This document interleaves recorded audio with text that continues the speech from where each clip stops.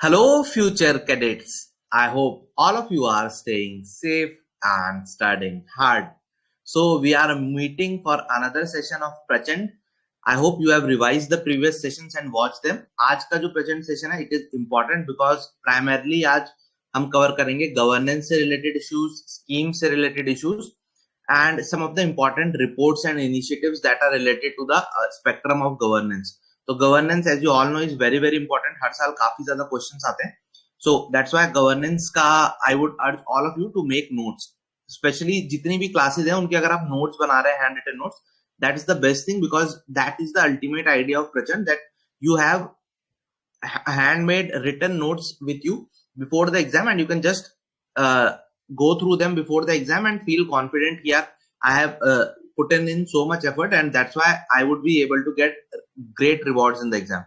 तो psychological advantage भी होता है अपने हैंड रिटन नोट्स बनाने का. सो रिक्वेस्ट करूंगा सब आप बनाते रहो. काफी सारे स्टूडेंट्स बना रहे हैं. Those of you who are here for the first time, hi guys, I am Akshay. I belong to the 130th course of National Defense Academy and I recently have secured All India Rank 1 in the UPSC CAPF exam.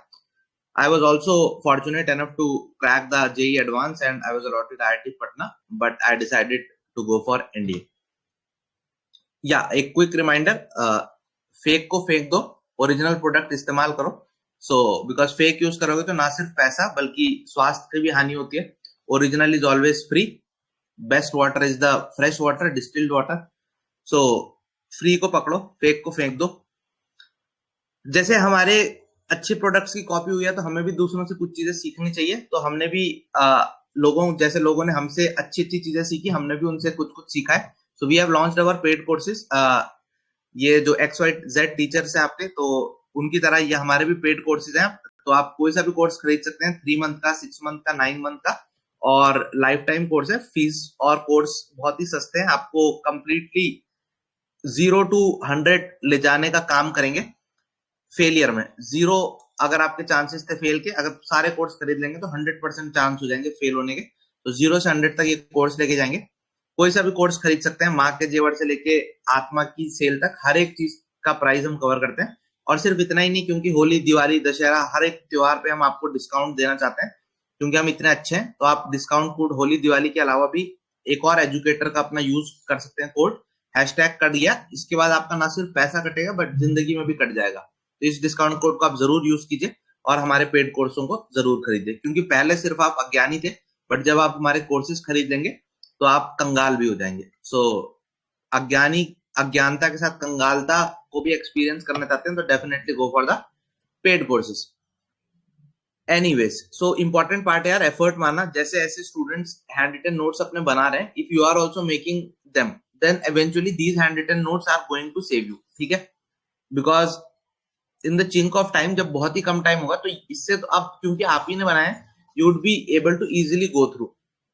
और session के end में जब series end हो जाएगी, we would upload a PDF जिसमें जिस student ने सबसे अच्छे हैंड रिटन नोट्स बनाए होंगे उनकी पीडीएफ को वी वुड उनके जो नोट्स हैं उनकी पीडीएफ को we would pin in the Telegram channel जहां पे ये लाइव क्लास हो रही है, वर्दीशाला टेलीग्राम चैनल पे. तो वहां पे पिन कर देंगे, so you can download that also. But again, अगर आपने लाइव क्लासेस देखी है, then only those notes would make sense to you.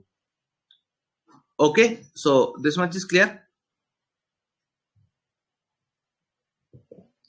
आगे बढ़े.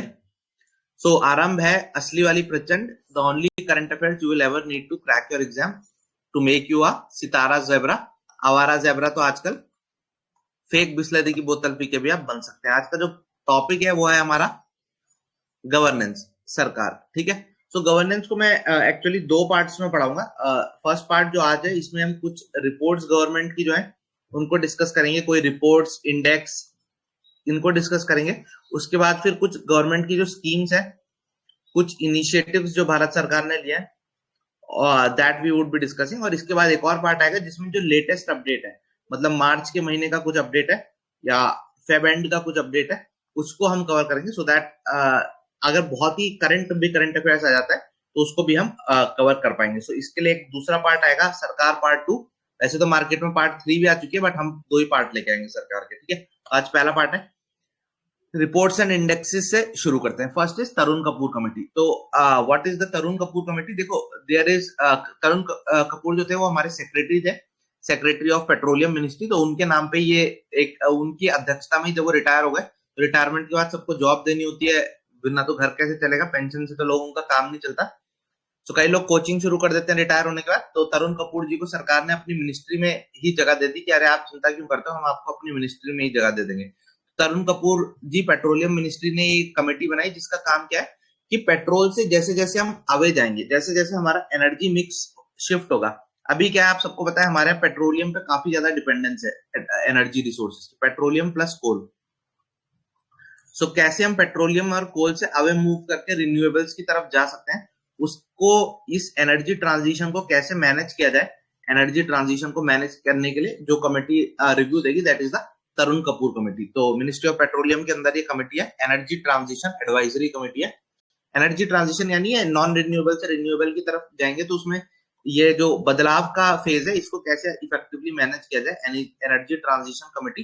सो दैट इज श्री तरुण कपूर। ठीक है, तो पूछा जा सकता है कि तरुण कपूर कमेटी या एनर्जी ट्रांजिशन एडवाइजरी कमेटी जो है उसके अध्यक्ष कौन है। So answer would be Shri Tarun Kapoor. ठीक है, सो बस इतना ही याद रखना है, नथिंग मोर इज इंपॉर्टेंट। और कौन कौन मेंबर्स है नॉट इंपॉर्टेंट। ठीक है, ग्लोबल इकोनॉमिक प्रोस्पेक्ट्स रिपोर्ट हर साल निकलती है, इस बार भी निकली, बस अपने को ये याद रखना है कि कौन निकालता है। Theme is not important because पिछले कुछ सालों से कोई भी थीम पे इन पे क्वेश्चन आए नहीं इस रिपोर्ट में, तो बस मोटा मोटा याद रख लो वर्ल्ड बैंक। ग्लोबल रिपोर्ट है तो वर्ल्ड बैंक, ये जो डार्क आर्ट में हमने हैक सीखा था common sense is not so common वाला, तो उससे भी आप इसको वर्कआउट कर सकते हो। ग्लोबल इकोनॉमिक प्रोस्पेक्ट्स रिपोर्ट किसकी है, वर्ल्ड बैंक के द्वारा। ग्लोबल रिस्क्स रिपोर्ट और ग्लोबल साइबर सिक्योरिटी आउटलुक, ये दोनों रिसेंटली रिलीज हुए हैं। आप सभी को पता है प्राइम मिनिस्टर जी दावोस गए थे। दावोस बेस्ड कौन सी ऑर्गेनाइजेशन है, quickly tell me in the comments. Global risks report and global cyber security outlook both have been brought out by world economic Forum. World economic Forum कहा, Davos Switzerland में जो जगह है वहां ये इंस्टीट्यूशन है। कार्ल्स श्वाब इसको lead करते हैं, इस इनिशिएटिव को कार्ल श्वाब। तो ये हर साल दावोस में एनुअल समिट करवाते हैं। तो इस बार प्राइम मिनिस्टर जी ने भी इसमें इंटरेक्ट किया, इस बार ऑल्दो वर्चुअली किया। और उसी टाइम जब वर्ल्ड इकोनॉमिक फोरम का सेशन चल रहा था दावोस में, तब ये दो रिपोर्ट्स रिलीज हुई, global risk report.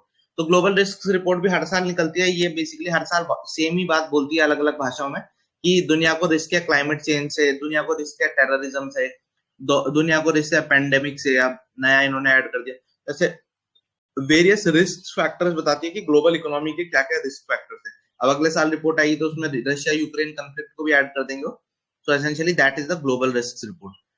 Global cyber security outlook क्या कहता है कि किस देश का जो साइबर सिक्योरिटी इंफ्रास्ट्रक्चर है वो कितना स्ट्रांग है, कहाँ पे उनके इंफ्रास्ट्रक्चर में गैप होल्स हैं। So all those things are also analysed by world economic forum. So दोनों रिपोर्ट वर्ल्ड इकोनॉमिक फोरम की, बस ये याद रखना है। P3 मूवमेंट, P3 मूवमेंट क्या है, प्रो पीपल। तो ये किसने लॉन्च किया है, P3 movement. P3 movement has been launch by our own prime minister जब ये वहां गए थे, pro planet people, pro people planet. ये P3 मूवमेंट प्राइम मिनिस्टर जी जब दावोस गए, दावोस को ऑनलाइन एड्रेस किया, तो उन्होंने बोला हमें P3 मूवमेंट लॉन्च करने की जरूरत है, प्रो पीपल प्लैनेट, जिसमें हम बेसिकली वही एनवायरमेंट फ्रेंडली, क्लाइमेट सस्टेनेबल, अपने जो COP26 में लोगों ने ग्लासगो में अपने कमिटमेंट्स दिए थे उनको फॉलो करें सारी कंट्रीज, उसको पुश करने के लिए, एक क्लाइमेट फ्रेंडली इकोनॉमिक ग्रोथ को सपोर्ट करने के लिए उन्होंने P3 मूवमेंट स्टार्ट किया है प्राइम मिनिस्टर जी ने। तो क्लाइमेट फ्रेंडली इकोनॉमिक ग्रोथ, बस ये समझ लो, उसको स्टार्ट करने के लिए P3 movement pro people planet किसने स्टार्ट किया है, मोदी जी ने। कहां से स्टार्ट किया, दावोस समिट में जाके ये नारा दिया उन्होंने। तो ऐसे बहुत सारे नारे देते हैं, कई बार नारे फंस जाते हैं, तो फिर नाना नाना नारे ना हो, तो इसलिए P3 मूवमेंट याद रख के जाना। ठीक है, नेक्स्ट इंपॉर्टेंट है digital payments index, very very important, I am expecting a question on this. इस पे क्वेश्चन आने के बहुत ज्यादा चांसेस हैं। डिजिटल पेमेंट्स इंडेक्स कौन निकाल रहा है, it is being brought out by RBI.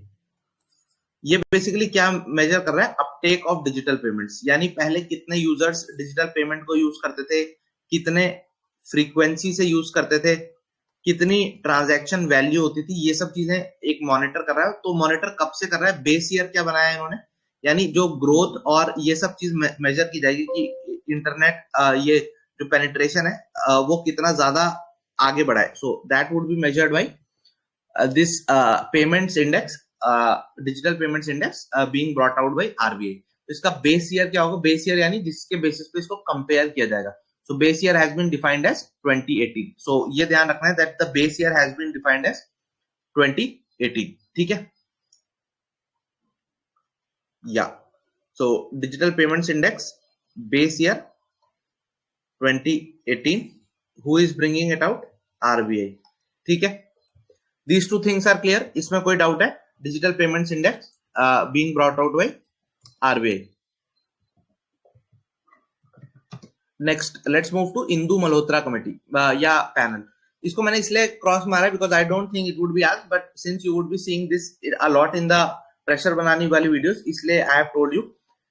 Basically क्या हुआ था, प्राइम मिनिस्टर जी पंजाब जा रहे थे, तो उनका काफिला आपको पता है हाईवे पे रोक दिया गया जो पंजाब की तरफ जा रहा था, and then created a hue and try की कैसे स्टेट गवर्नमेंट प्रोटेक्शन नहीं दे पा रही, ऑल ऑफ दोस थिंग्स। तो उसको स्टडी करने के लिए सुप्रीम कोर्ट ने एक कमेटी बनाई उस मैटर को इन्वेस्टिगेट करने के लिए, और सुप्रीम कोर्ट की जो जस्टिस है, जस्टिस इंदु मल्होत्रा मैडम, उनकी अध्यक्षता में इस कमेटी को फॉर्म किया गया। ठीक है, so I don't think it would be asked, but since it would be given in all those coaching materials, so I am just telling you. ठीक है, बेस ईयर डिजिटल पेमेंट का बेटा 2018 था, 2018। ठीक है, okay, yes, fourth industrial revolution भी ये world economic forum ने कॉइन किया है। ये जो पूरा फोर्थ इंडस्ट्रियल रिवॉल्यूशन का टर्म है ना, ये क्लॉस श्वाब और वर्ल्ड इकोनॉमिक फोरम वाले people at world economic forum है only coined it.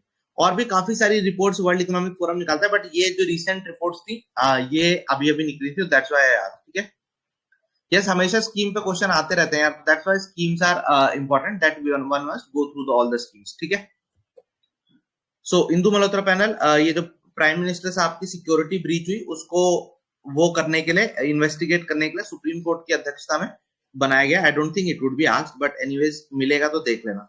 So corruption perception index कौन निकालता है? सबसे पहले कोई गवर्नमेंट की एजेंसी नहीं निकालती, ट्रांसपेरेंसी इंटरनेशनल जो एक एनजीओ है वो निकालती है। और इंडिया एक्चुअली इस इंडेक्स को उतना सही नहीं मानता because it is based more on perception, नाम में ही परसेप्शन क्लियर है।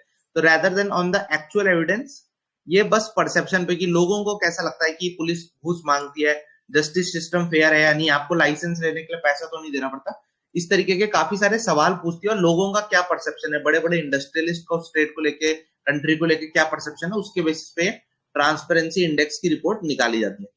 और इंडेक्स का नाम क्या होता है? Corruption perception index. तो ये रिसेंटली अभी भी निकला है। इसमें जो टॉप कंट्रीज होती है वो हमेशा से नॉर्डिक कंट्रीज ही रही है, डेनमार्क, फिनलैंड, न्यूजीलैंड, ये सब हमेशा टॉप में रहती है।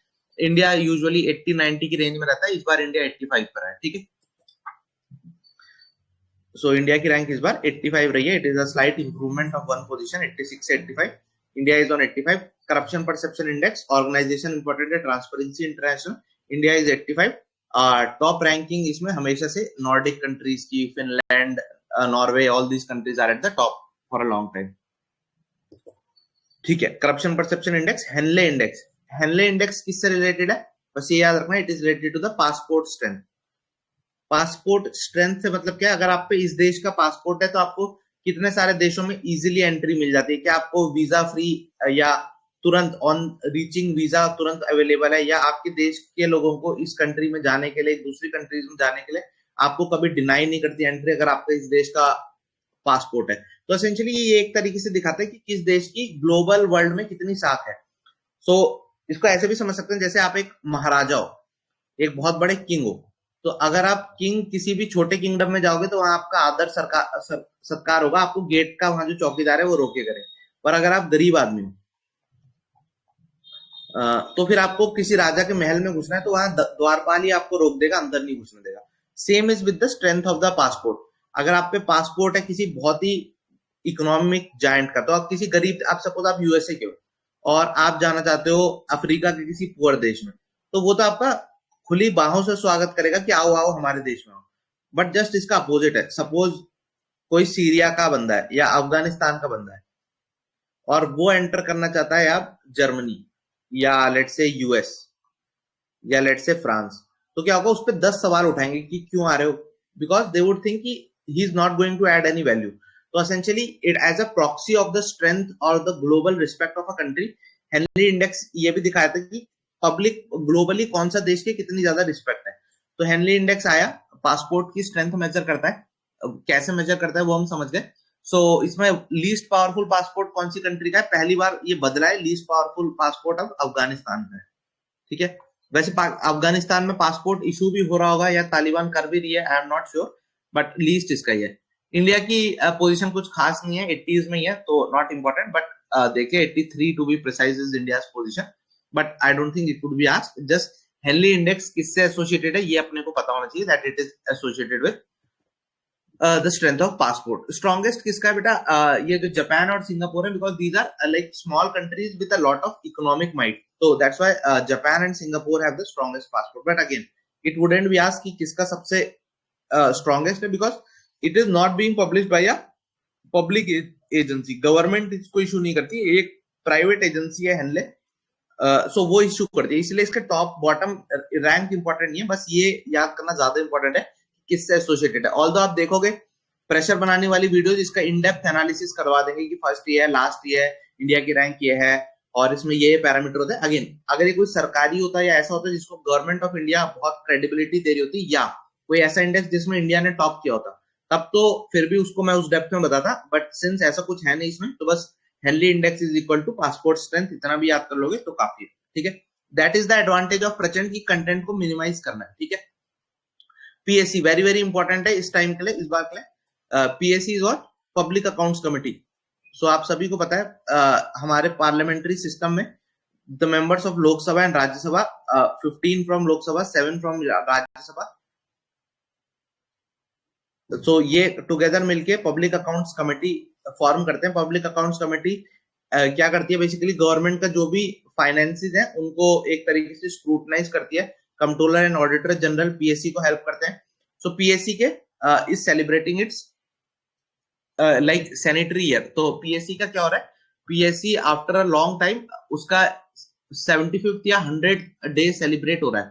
सो क्वेश्चन पीएससी के इस पे नहीं आएगा कि करंट अफेयर्स पे, क्वेश्चन आएगा पीएससी के स्टैटिक टॉपिक पे। तो what you need to do is, जहां से भी आपने पॉलिटी पढ़ी है, वैसे जब हम पॉलिटी पढ़ाएंगे तो उसमें भी पॉलिटी में ये चीज पढ़ाएंगे, बट जहां से भी आपने अभी तक पढ़ा हुआ है वहां पे जाके देखना ये जो पीएससी का टॉपिक है, तो वहां पे एक बार देख लेना कि फर्स्ट जो पीएससी फॉर्म हुई थी वो किस कमेटी की रिकमेंडेशन पे हुई थी। Public accounts committee was formed on the recommend, ये होमवर्क के क्वेश्चंस बता रहा हूं, because PSC is celebrating 100 years, public accounts committee के 100 साल पूरे हो चुके हैं। तो सबसे पहले आप देखना कि कौन सी 1921 में जो फॉर्म की गई थी, तो किस कमेटी की रिकमेंडेशन पे फॉर्म की गई थी। पीएससी का जो चेयरपर्सन होता है वो हमेशा ओपोजिशन से होता है, तो अभी जो प्रेजेंट चेयरपर्सन है वो कौन है, अभी तो मैं बताता हूँ अधीर रंजन चौधरी साहब, जो कांग्रेस के लोकसभा के लीडर ऑफ ऑपोजिशन है वो है। ठीक है, इसका और फिर नेक्स्ट कंपोजिशन क्या है, यानी कितने मेंबर कहां से होते हैं, इलेक्शन कैसे होता है, जैसे 1 ईयर के लिए इसमें इलेक्ट होते हैं, and that is to proportional representation, speaker chairperson को अपॉइंट करता है। तो स्टैटिक जो है पब्लिक अकाउंट्स कमेटी का वो जरूर करके जाना। ठीक है, अधीर रंजन चौधरी इसके प्रेजेंट चेयरपर्सन है। इंपॉर्टेंट क्यों है, बिकॉज 1921 में ये पहली बार फॉर्म हुई थी और इसके अब 100 ईयर्स कंप्लीट हो गए, सो that's why it is very very important. Static polity से इसमें क्वेश्चन आने के काफी ज्यादा चांसेस है। ठीक है, अधीर रंजन चौधरी अभी वाले हो गए। आत्मनिर्भर भारत रोजगार योजना, वैसे तो ये पुरानी स्कीम है तो आई डोंट थिंक इस पर कुछ सवाल आएगा, बट क्योंकि इसकी रैंकिंग निकल के आई थी थोड़ा अभी रिसेंटली, तो बस आपको बेसिक पता होना चाहिए क्या स्कीम है। इसमें बेसिकली ईपीएफओ जो होता है ना, employ provident fund organisation, EPFO में जो यानी जो मिनिस्ट्री ऑफ फाइनेंस के अंदर है आत्मनिर्भर भारत रोजगार योजना। सबसे पहले तो जो ईपीएफओ है, ईपीएफओ में क्या करता है, आपको सोशल सिक्योरिटी के लिए कुछ पैसा आपकी तनख्वाह से कटता है, कुछ आपका जो एम्प्लॉयर है उसकी तनख्वाह से पैसा कटता है, ताकि जब आप रिटायर हो, कुछ कल को आपको चोट लग जाए तो आपको पैसा मिले। तो इसमें क्या है, जो निम्न तबके के लोग हैं उनका जो एम्प्लॉय का कंट्रीब्यूशन है और जो एम्प्लॉय का कंट्रीब्यूशन है, उन दोनों के रिस्पेक्ट में गवर्नमेंट अपनी तरफ से पैसा दे रही है ताकि उनको कैश इन हैंड ज्यादा मिले। सो दैट इज आत्मनिर्भर भारत रोजगार योजना, बेसिकली सोशल सिक्योरिटी से रिलेटेड है, मिनिस्ट्री ऑफ फाइनेंस के अंदर है, ईपीएफओ इसको इम्प्लीमेंट करवा रहा है। और है क्या इसमें कि जो एम्प्लॉय और एम्प्लॉयर का कंट्रीब्यूशन होता था, कुछ पर्टिकुलर इंडस्ट्रीज के लिए कुछ पर्टिकुलर परसेंटेज पैसा भारत सरकार डालेगी, ताकि जो एम्प्लॉय है उसके हाथ में भी ज्यादा नगद हो और एम्प्लॉयर के हाथ में भी ज्यादा नगद हो। उनकी तनख्वाह से कट के जो पैसे ज्यादा था, अब तनख्वाह से ना कटे, सरकार ही डाल दे। तो ये एक स्कीम लॉन्च की थी गवर्नमेंट ऑफ इंडिया ने कोविड के टाइम पे, और now it's still going on. ठीक है, नेक्स्ट है कॉस्ट ऑफ लिविंग इंडेक्स, ये सबसे पहले again not by a government body, ये निकालती है ईआईयू, इकोनॉमिस्ट इंटेलिजेंस यूनिट। तो इकोनॉमिस्ट जो एक बहुत प्रचलित मैगजीन है, democracy index and all those things भी निकालती है, बिग मैक इंडेक्स, काफी सारे इंडेक्स निकालती है।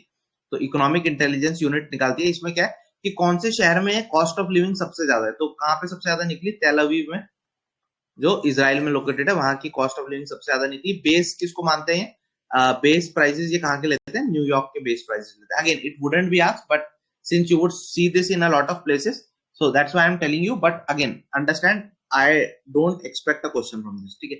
I am just telling you so as अगर आप कहीं और करंट अफेयर्स पढ़ें, आपको वो इंसाइट आ सके कि why such current affairs are to be skipped, ठीक है। ठीक है, तो ये चीज क्लियर हुई that why I am saying this and why I am telling you these topics, because I know अगर आप ये टॉपिक्स करोगे कहीं और कोचिंग में जाके, तो वहां ये पढ़ाए जाएंगे, बट आपको मैं वो विजन करवाना चाहता हूँ कि आप अगर कोई क्वेश्चन देखें तो यू कैन अंडरस्टैंड कि ये पढ़ना है या नहीं पढ़ना, ठीक है। ओके, ठीक है, so this is clear, cost of living index वाला। आगे बढ़े, शैल आई मूव अहेड, ठीक है, ग्रेट। सो नेक्स्ट है good governance index, very very important. इस बार कौन सी मिनिस्ट्री निकालती है सबसे पहले गुड गवर्नेंस इंडेक्स, बताओ, which is the ministry that brings out the good governance index. So it is जो डीओपीटी है, उसके अंदर है department of administrative reforms and programme, तो that is the ministry. DoPT के अंदर मिनिस्ट्री ऑफ पर्सनल जो है, that brings out this index, good governance index. और इस बार जो टॉप रैंक है वो किस स्टेट ने पाई है, सो इट इज गुजरात, ठीक है।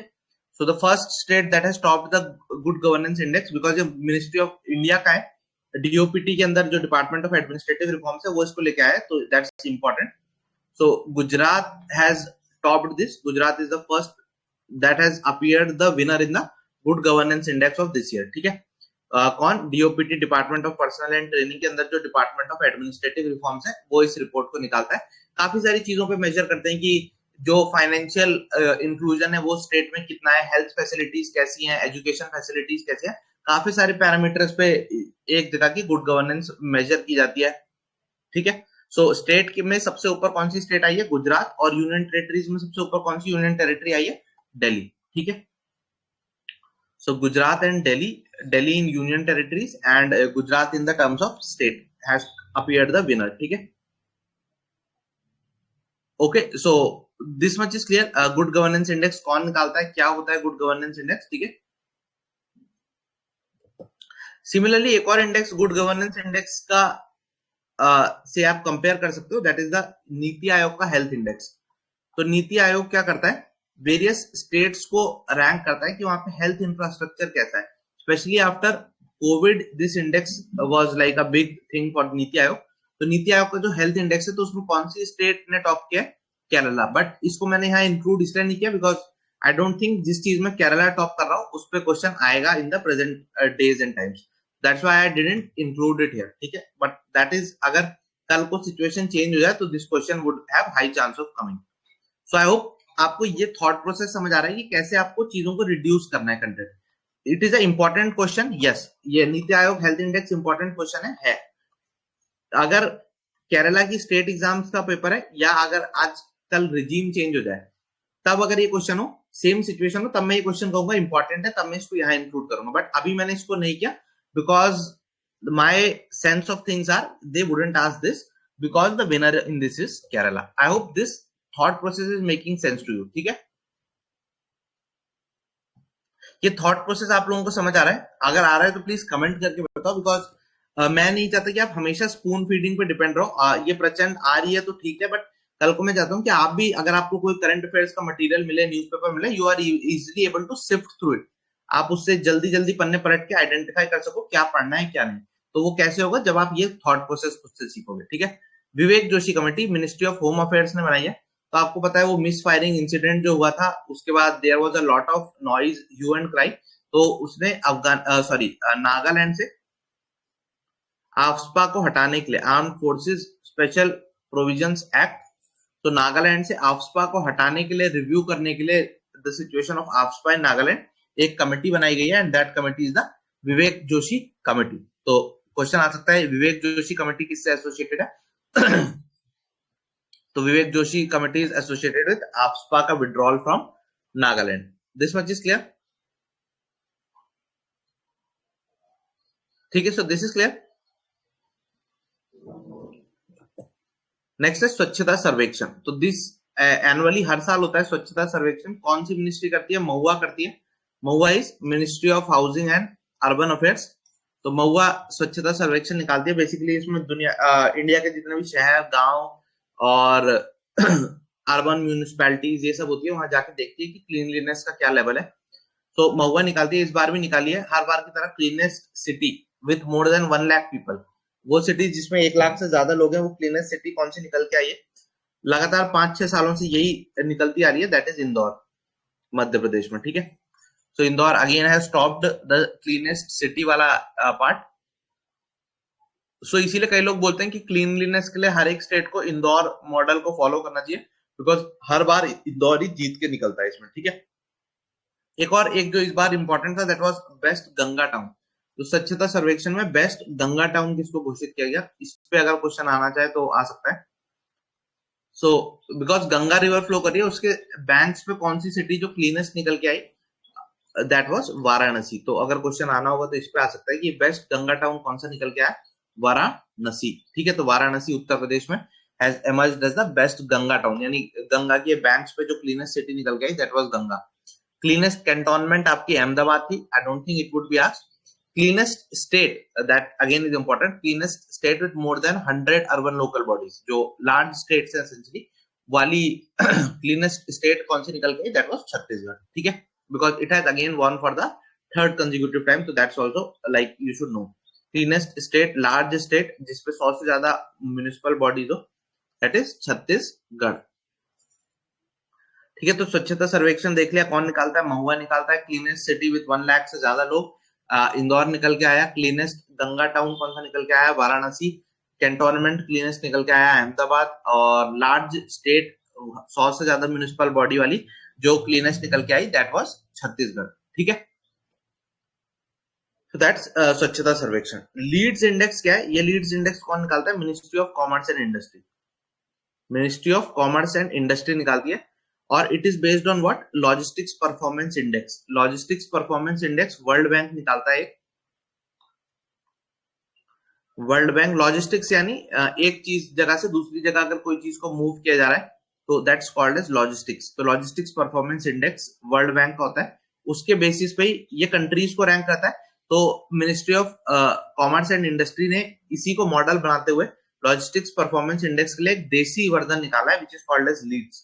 लीड्स इंडेक्स क्या करता है? लॉजिस्टिक्स का मूवमेंट ट्रैक करता है विद इन द स्टेट्स, यानी कौन सी स्टेट में सबसे आसान है गुड्स को एक जगह से दूसरी जगह ले जाना, वहां पे नाके कम है, वहां पे सड़क में जाम कम लगता है, वहां पे इजीली वेयर हाउसेज हैं स्टोर करने के लिए, वहां पे अच्छी कोल्ड चेन इंफ्रास्ट्रक्चर है, all those things. So that's measured in the LEADS index. कौन निकालता है? Ministry of commerce and industry. ठीक है, लीड्स की फुल फॉर्म है logistics ease across different states. ठीक है, तो they wouldn't ask logistics ease, यानी लॉजिस्टिक्स कितने आसानी से मूव कर सकता है अक्रॉस डिफरेंट स्टेट्स. तो लीड्स इंडेक्स किससे एसोसिएटेड है वो हमने देख लिया. इंडेक्स निकल के आया. इस बार भी टॉप किसने किया? इस बार again the top rank was taken by Gujarat. ठीक है, so that's why it is important that LEADS index में इस बार टॉपर कौन निकल के आया? For a long time this state has held on to the top position. It is Gujarat. और यूनियन टेरिटरीज में फर्स्ट पोजीशन किसकी रही है? दिल्ली की. तो same as the good governance index. ठीक है, यूटीज में फर्स्ट पोजीशन किसकी रही है? दिल्ली की. ठीक है, ओके. सो लीड्स इंडेक्स क्लियर है. आगे बढ़े. क्या मेजर कर रहा है, कैसे मेजर कर रहा है, उसके काफी सारे पैरामीटर्स होंगे, not important for us right now. ठीक है, लीड्स इंडेक्स हो गया. Next is smart policing index. Again it is brought out by an NGO. Policing की एक एनजीओ है, पुलिसिंग फाउंडेशन करके, वो इसको निकालती है. तो कौन निकालती है? नॉट इंपॉर्टेंट, बिकॉज गवर्नमेंट नहीं निकाली.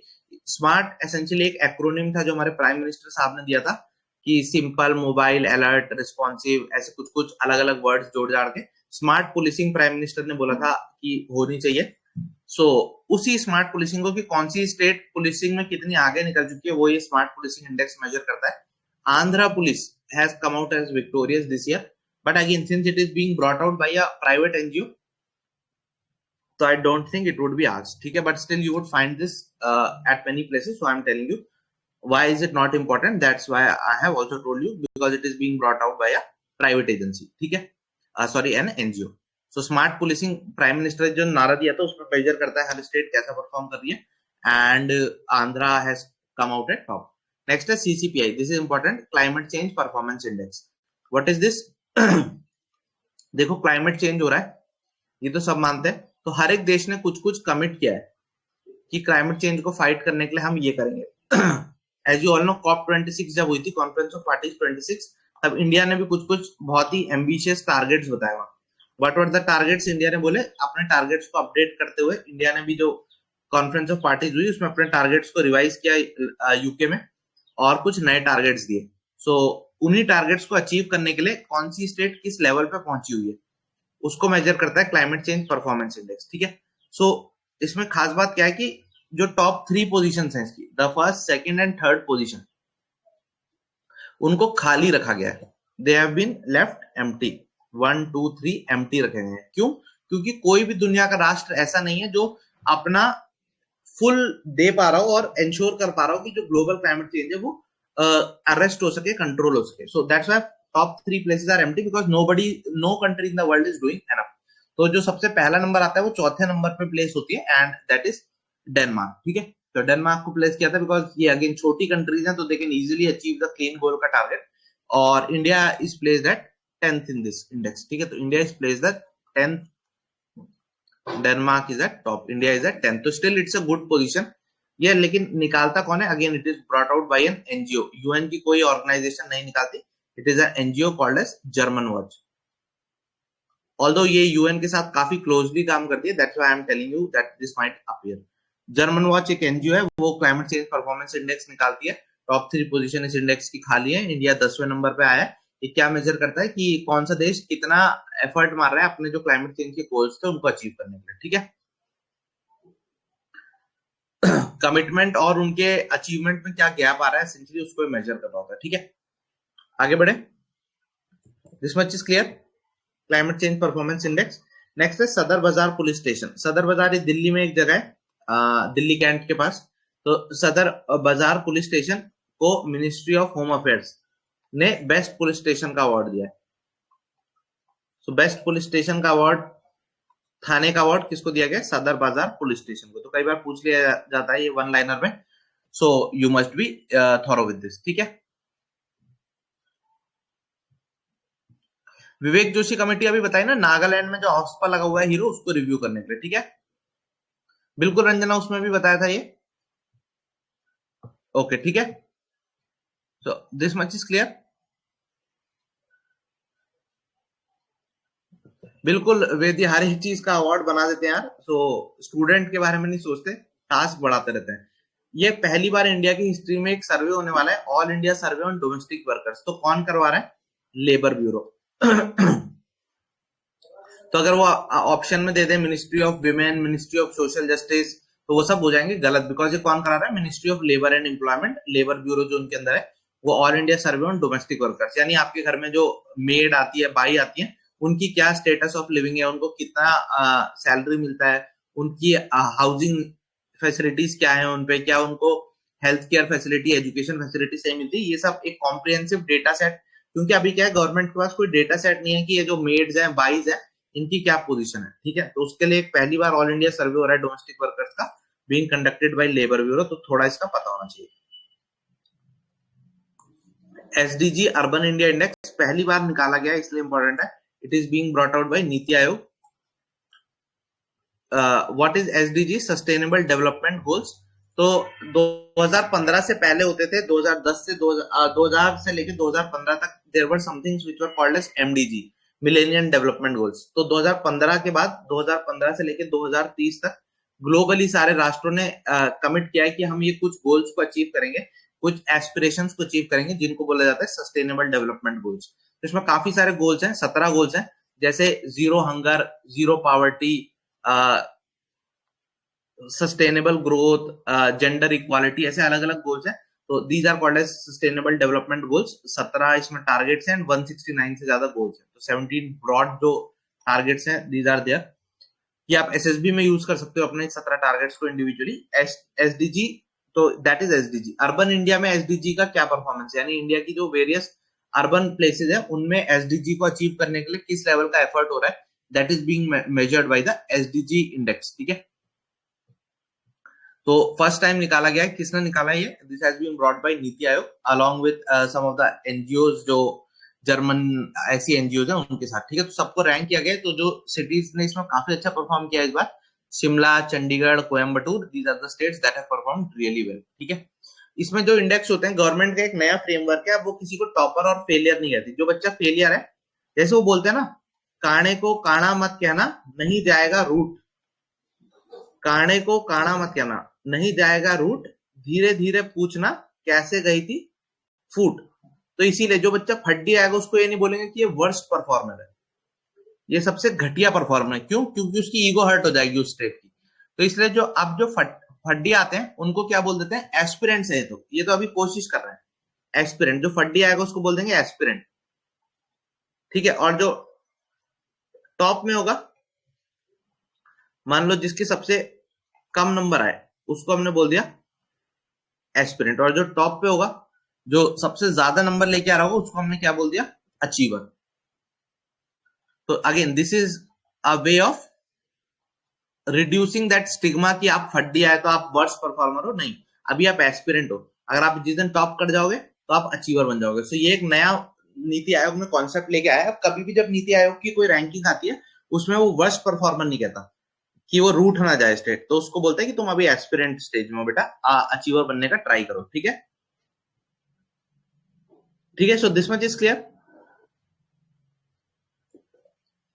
एस्पिरेंट और अचीवर वाली बात क्लियर होगी। ऐसे बीच में फ्रंट रनर यहाँ पे रैंक आ जाएगी, ऐसे रैंक आएगी। तो बेसिकली एस्पिरेंट वर्स्ट है, अचीवर बेस्ट है, ये समझना है बस। ठीक है, तो एसडीजी में जो टॉप में आए इस बार, वो कौन सी, Shimla, Chandigarh, Coimbatore, these are the states at the top.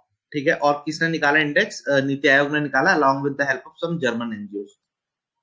Next है MPI, this is important, multi dimensional poverty index, because बहुत लंबे टाइम बाद ये निकल के आया है। सो आई एम एक्सपेक्टिंग इस पे क्वेश्चन आएगा। किसने निकाला इस बार, नीति आयोग ने निकाला है, and it is the nodal agency for this multi dimensional poverty index. Multi dimensional poverty index का मतलब क्या है कि यार गरीबी में सिर्फ का मतलब सिर्फ ये नहीं होता कि आपको आपके पास डेली इनकम कितनी आ रही है या आप कितना कैलोरी इंटेक कर रहे हो। पुराने टाइम पे क्या होता था कि अगर आप 2400 कैलोरी या 2200 कैलोरी से ऊपर खाना खा रहे हो तो आप गरीब नहीं हो। पावर्टी को डिफाइन करने का, पावर्टी लाइन को डिफाइन करने का एक ये तरीका होता था। कई बार ऐसा होता था कि अगर आप दिन में इतने से ज्यादा रुपए, 21 रुपए से ज्यादा रुपए अर्न कर रहे हो तो आप गरीब नहीं हो। बट फिर ऐसा स्टडी किया गया कि पावर्टी सिर्फ इकोनॉमिक टर्म्स में आप मेजर नहीं कर सकते। क्या आपको अच्छी एजुकेशनल अपॉर्चुनिटीज मिल पा रही हैं, क्या अगर आपको हेल्थ केयर फैसिलिटीज चाहिए, क्या वो हेल्थ केयर फैसिलिटीज आपको मिल पा रही हैं, क्या आपके पास न्यूट्रिशियस फूड अवेलेबल है या नहीं।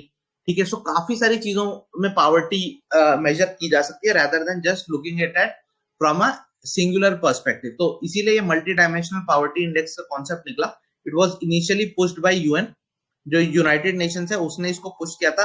अगर आप सभी को पता होगा, Amartya Sen and Mehboob ul Haq, Amartya Sen and महबूब उल हक, इन्होंने क्या डेवलप किया था, एचडीआई, ह्यूमन डेवलपमेंट इंडेक्स। तो इसी के बेसिस से, इसी से इंस्पायर होकर मल्टी डायमेंशनल पावर्टी इंडेक्स की तरफ हम मूव करें, ताकि किसी भी इंसान का डेवलपमेंट सिर्फ उसके इकोनॉमिक बेसिस पर ना दिया जाए, बट ओवरऑल एक होलिस्टिक इंडेक्स हो। तो that was multi dimensional poverty index, नीति आयोग ने निकाला है। तो वही उसी तरीके से एस्पिरेंट अचीवर्स वाला क्लासिफिकेशन है। सबसे गरीब स्टेट्स ओवरऑल जहां गरीबी बहुत ज्यादा पाई गई, वो बिहार वर्स्ट परफॉर्मर कंसिडर किया गया, UP again not one of the best performers, and Jharkhand. ठीक है, so worst was Bihar, UP, Jharkhand, they were poor performers. तो बिहार याद रखना है अपने को कि बिहार में बहुत ज्यादा लेवल पे पॉवर्टी को नोटिस किया गया।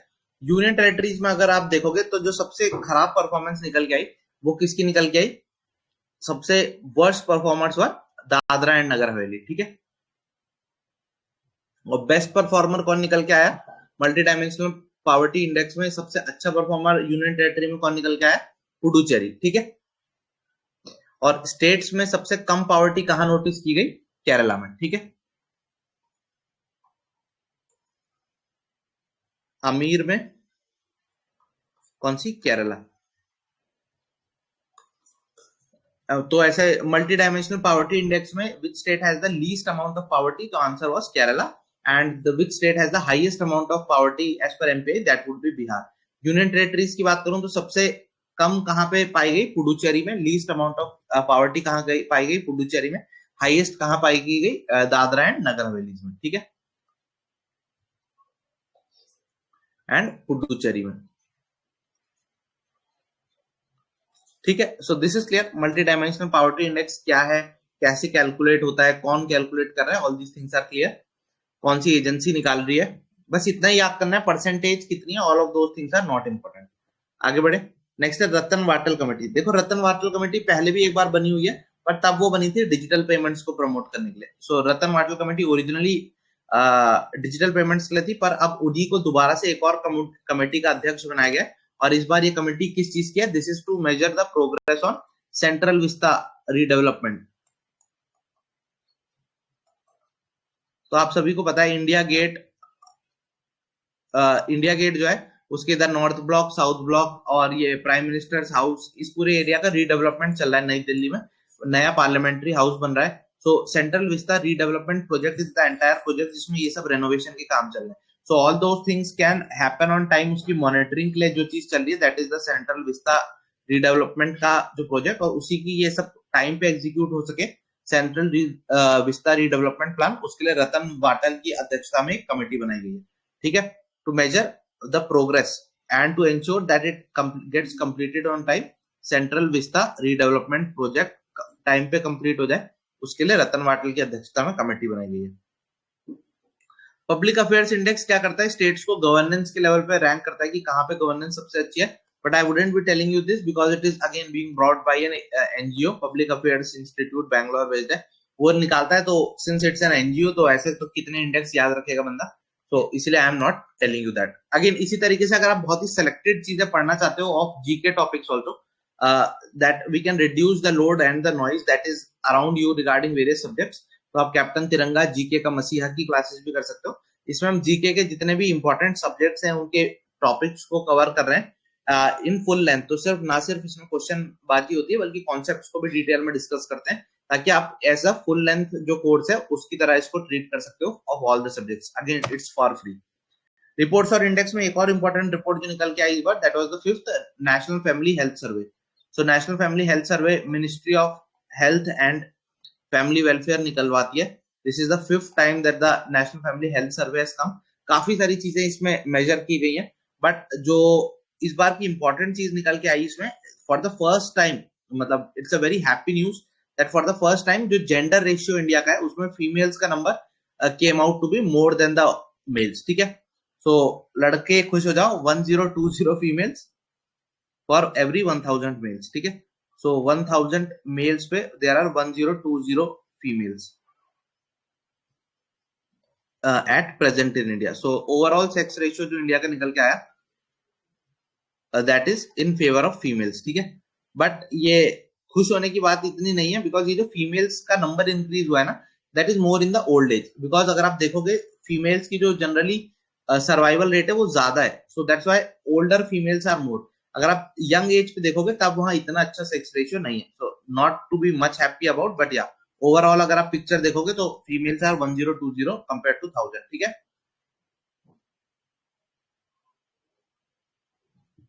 ठीक है, बिल्कुल बेटा बचाओ आंदोलन भी लॉन्च करना पड़ सकता है अगर बच्चों लड़कों में भी जेंडर रेशियो स्विच हो गया तो। नेक्स्ट है wage rate index.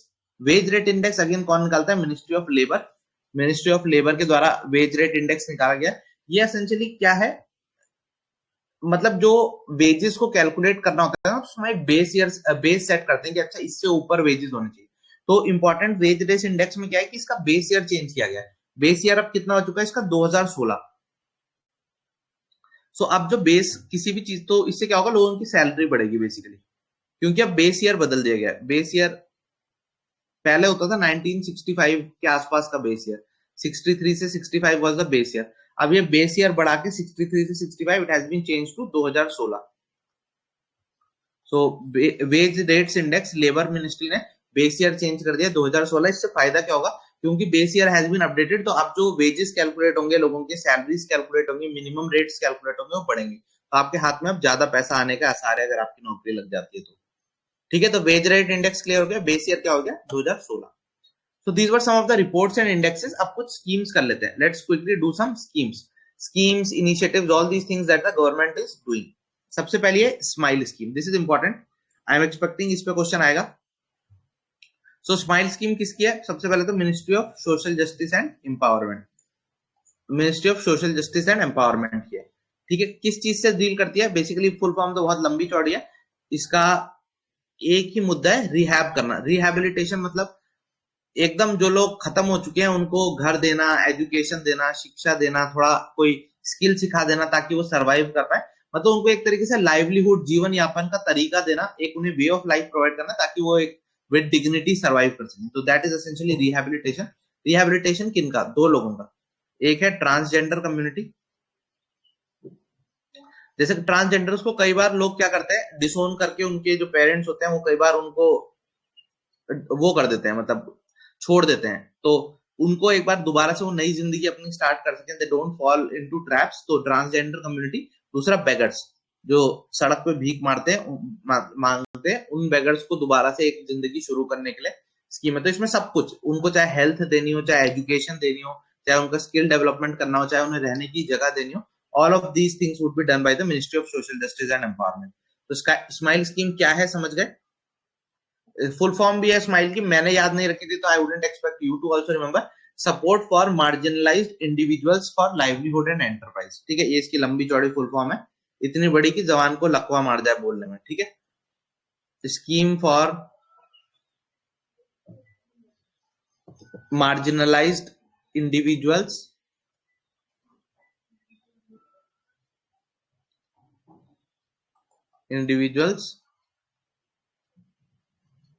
For livelihood and enterprise. ठीक है,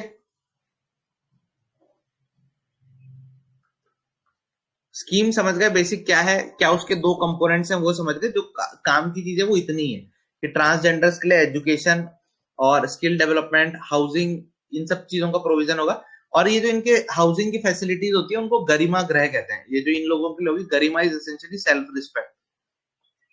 गरिमा गृह, रिस्पेक्ट, उनकी जो डिग्निटी है उसको मेंटेन करे. तो वो जो घर जहां पे इनको रखने के लिए सुविधा दी जाएगी, दैट इज कॉल्ड एज गरिमा का गृह. गरिमा किसी लड़की का नाम नहीं है बेटा, गरिमा इज डिग्निटी. ठीक है, तो गरिमा गृह में इनको रखा जाएगा. और दूसरा किसके लिए? बेगिंग के लिए. सेम चीज, यही रेस्क्यू, ये सब उसमें होगा. सो this is clear. Smile scheme important है इस बार के लिए. सो बी थरो विद इट. किन के लिए है, कौन सी मिनिस्ट्री की है, क्या क्या प्रोविजन है उसके अंदर, education, skill development, all those things. ठीक है, यस, ये गरिमा गृह तो हमने पहले भी पढ़ा हुआ है. बिकॉज अगेन अब क्या हुआ, स्माइल एक, देखो गवर्नमेंट एसेंशियली कुछ ज्यादा काम करती नहीं है, वो सारी स्कीम्स को एक ही क्लब कर देती है और फिर उसको एक नया नेम दे देती है. अंडर विच मिनिस्ट्री बेटा? Ministry of social justice and empowerment. Street vendor वाली तो पीएम स्वनिधि है, पीएम स्वनिधि योजना, वो अलग थी. ठीक है, ओके. नीट, नीट बेटा, ये नीट जो आप कल होली के दिन ट्राई किया होगा आपने, वाला नीट नहीं है ये. मेडिकल का एंट्रेंस वाला भी नहीं है ये. एक एजुकेशन जो गवर्नमेंट है, गवर्नमेंट के द्वारा एजुकेशन सेक्टर में कैसे टेक्नोलॉजी को यूज करके बेटर एजुकेशनल टूल्स बनाए जाए. तो national educational alliance for technology, यानी कैसे बेस्ट एजुकेशनल टूल्स बनाए जाए और उनको कैसे एक सिंगल प्लेटफॉर्म पे मैक्सिमम स्टूडेंट्स तक पहुंचाया जाए, उसके लिए ये नीट प्लेटफॉर्म है. ठीक है, तो इसका थर्ड अपग्रेडेड वर्जन आया. तो इसका जो थर्ड वर्जन आया दैट इज नीट 3.0. कौन सी मिनिस्ट्री के अंदर आता है? Ministry of education. ठीक है, अच्छा वो वाईफाई वाली जो स्कीम थी दैट वाज पीएम वाणी बेटा. पीएम वाणी थी वो वाईफाई हॉटस्पॉट, चाय के टप्पर पे वाईफाई का हॉटस्पॉट मिलेगा ताकि आप समय बर्बाद कर सको. तो दैट्स पीएम वाणी. वो पुरानी हो गई इसलिए अभी वाले में नहीं बता रहा. जिनको पुरानी स्कीम्स पढ़नी है यार वो पुरानी सीरीज देख लो, बिकॉज वो करंट का पार्ट नहीं है, वो स्टैटिक का पार्ट हो जाएगा. ठीक है, Okay, so this is clear.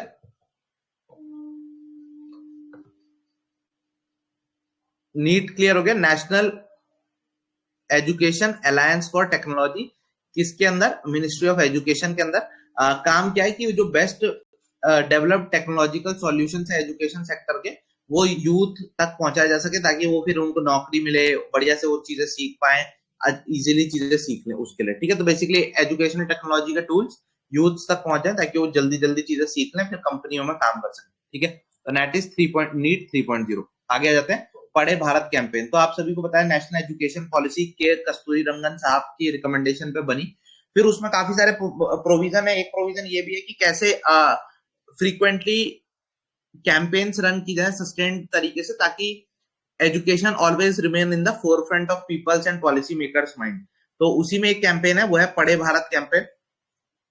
100 दिन की कैंपेन थी. इसमें बेसिकली रीडिंग कि बच्चा किताब पढ़ के कहानी कविता कुछ कुछ पढ़ पाए, उसके लिए कैंपेन थी एजुकेशन डिपार्टमेंट की. फाउंडेशनल लिटरेसी, मदर टंग में चीजों को पढ़ पाए, इसलिए लॉन्च की गई थी. बिकॉज February 21 जो होता है that is international mother tongue day. तो बच्चा अपनी मदर टंग मातृभाषा में चीजों को पढ़ सके. February 21 को इसको लॉन्च किया गया था इंटरनेशनल मदर टंग डे पे.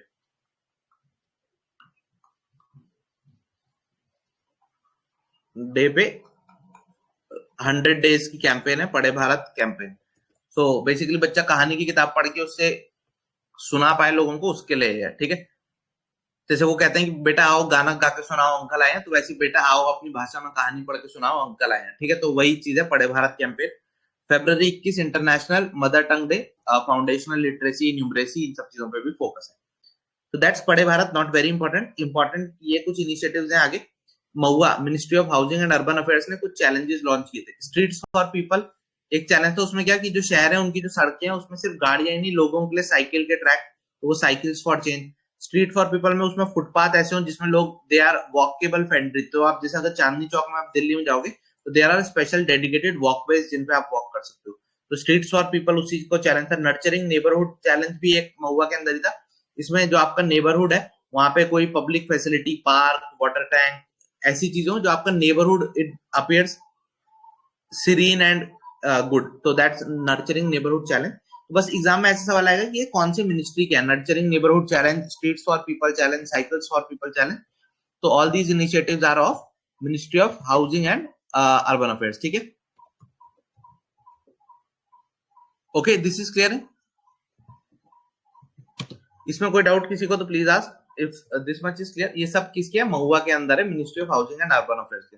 नर्चरिंग नेबरहुड्स में यही सब है कि जैसे आपका पड़ोस में है तो वहां बच्चों के खेलने का पार्क हो, उसके अच्छे से मेंटेनेंस रख रखाव हो. तो जो छोटे छोटे बच्चे हैं उनके लिए वहां पे अच्छी सी फैसिलिटीज हो. ये सब नर्चरिंग नेबरहुड का. बेसिकली ये तीनों इनिशिएटिव्स का टारगेट क्या है कि जो हमारी सिटीज है वो स्मार्ट सिटीज जो है वो ऐसी हो सके दैट दे आर लिवेबल, वहां पे लोग इजिली रह सकें and they enjoy living in such places. They do not appear as just jungles of iron. तो इन तीनों इनिशिएटिव्स का जो ओवरऑल एम है वो ये कि हमारी स्मार्ट सिटीज रहने लायक बन सके. ठीक है, सो नर्चरिंग नेबरहुड में कि वो छोटा बच्चा है तो उसको मेडिकल हेल्थ मिल जाए, वहां पे खेलने का पार्क मिल जाए, सड़कों पे वो चले तो उसको कोई गाड़ी से कुचल ना दे. ऑल दीज इनिशिएटिव्स ये सब नर्चरिंग नेबरहुड का पार्ट है. मतलब स्मार्ट सिटीज कैसी बनाई जाए, साइकिल्स के लिए साइकिल का ट्रैक दे दिया जाए, स्ट्रीट्स ऐसी हो जो पीपल फ्रेंडली हो. तो ऑल ऑफ दिस इज महुआ का स्मार्ट सिटीज मिशन के अंदर वेरियस इनिशिएटिव्स. ठीक है, Padhe Bharat ministry of education का है बेटा. ठीक है, नीट 3.0 का मतलब पैट्रियाटिक बस इतना है कि national educational alliance for technology, यानी जितने भी एजुकेशन टेक्नोलॉजी के टूल हैं. जैसे आपको क्लास में अभी तक टीचर सिर्फ बोल के पढ़ाता था, अगर कल को उसमें वो 3D इमेज दिखाए तो आपको चीज ज्यादा बढ़िया से समझ आएगी. अगर आप इंजीनियरिंग कर रहे हो, आपकी लैब में कोई था नहीं, बस आप टेक्स्ट से पढ़ते थे कि मोटर इस तरीके से काम करती है, वहां आपको असली की मोटर का कोई ग्राफिकल एनालिसिस दिखाया जाए बहुत ही अच्छे इंटरेस्टिंग तरीके से, तो वो ज्यादा अच्छा समझ आएगा. तो that is essentially what is happening in NEAT 3.0. ठीक है, ओके, ठीक है. So this is clear. Next है सारथी ऐप. ये बेटा स्पेलिंग यहाँ पे थोड़ी सी गलत हो गई है. इट इज सा, ये रुपी का साइन है. तो this is the app Saarthi app. तो ये किसने लॉन्च किया? This has been launched by SEBI, security and exchanges board of India. Mumbai headquartered based organisation है। क्या करती है ये, हमारे यहाँ जितने भी स्टॉक मार्केट है उसका रेगुलेशन, हमारे यहाँ कंपनीज जो लिस्टेड है उन पे regulation, all of those things are done by SEBI. तो सेबी ने एक सारथी ऐप के just to make investors aware. जैसे कई लोग आजकल स्टॉक मार्केट में तुक्केबाजी में पैसा इन्वेस्ट कर देते हैं, जस्ट लाइक जुआ। तो ये जुआ ना हो, लोगों को अच्छे से नॉलेज हो स्टॉक्स को कैसे एनालाइज करना है, क्या क्या केवाईसी के नॉर्म्स होते हैं एक स्टॉक खरीदने से पहले, कैसे मार्केट वॉलेटिलिटी को ओवरकम किया जाए। तो बेसिकली एसेंशियली अगर आपने जीरोधा करके ऐप का नाम सुना हो, तो जीरोधा का एक अपना प्लेटफॉर्म है, जीरोधा वर्सिटी। तो सेबी ने भी अपना एक ऐसी चीज की है ताकि इन्वेस्टर्स को नॉलेज मिल सके, अवेयरनेस मिल सके, राइट काइंड ऑफ गाइडेंस मिल सके बिफोर इन्वेस्टिंग। तो उसके लिए सेबी ने एक सारथी ऐप लॉन्च किया। तो ये पूछा जा सकता है, Saarthi app has been launched by whom? It has been launched by security and exchanges boards of India. ठीक है, क्लियर है? Let's move forward then. This much is clear, let's move forward. तो नेक्स्ट इंपॉर्टेंट टॉपिक जो हमारा नजर आ रहा है दैट इज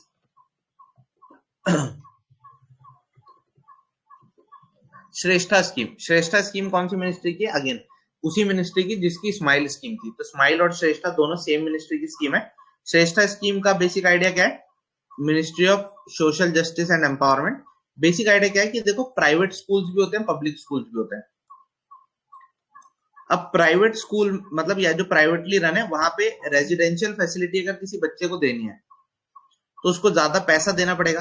और जनरली आप देखोगे शेड्यूल कास्ट के जो जनरल मेजोरिटी ऑफ पीपल है, they are not that rich that they can afford residential facilities there. तो मिनिस्ट्री ऑफ सोशल जस्टिस का जो इनिशिएटिव है वो क्या है?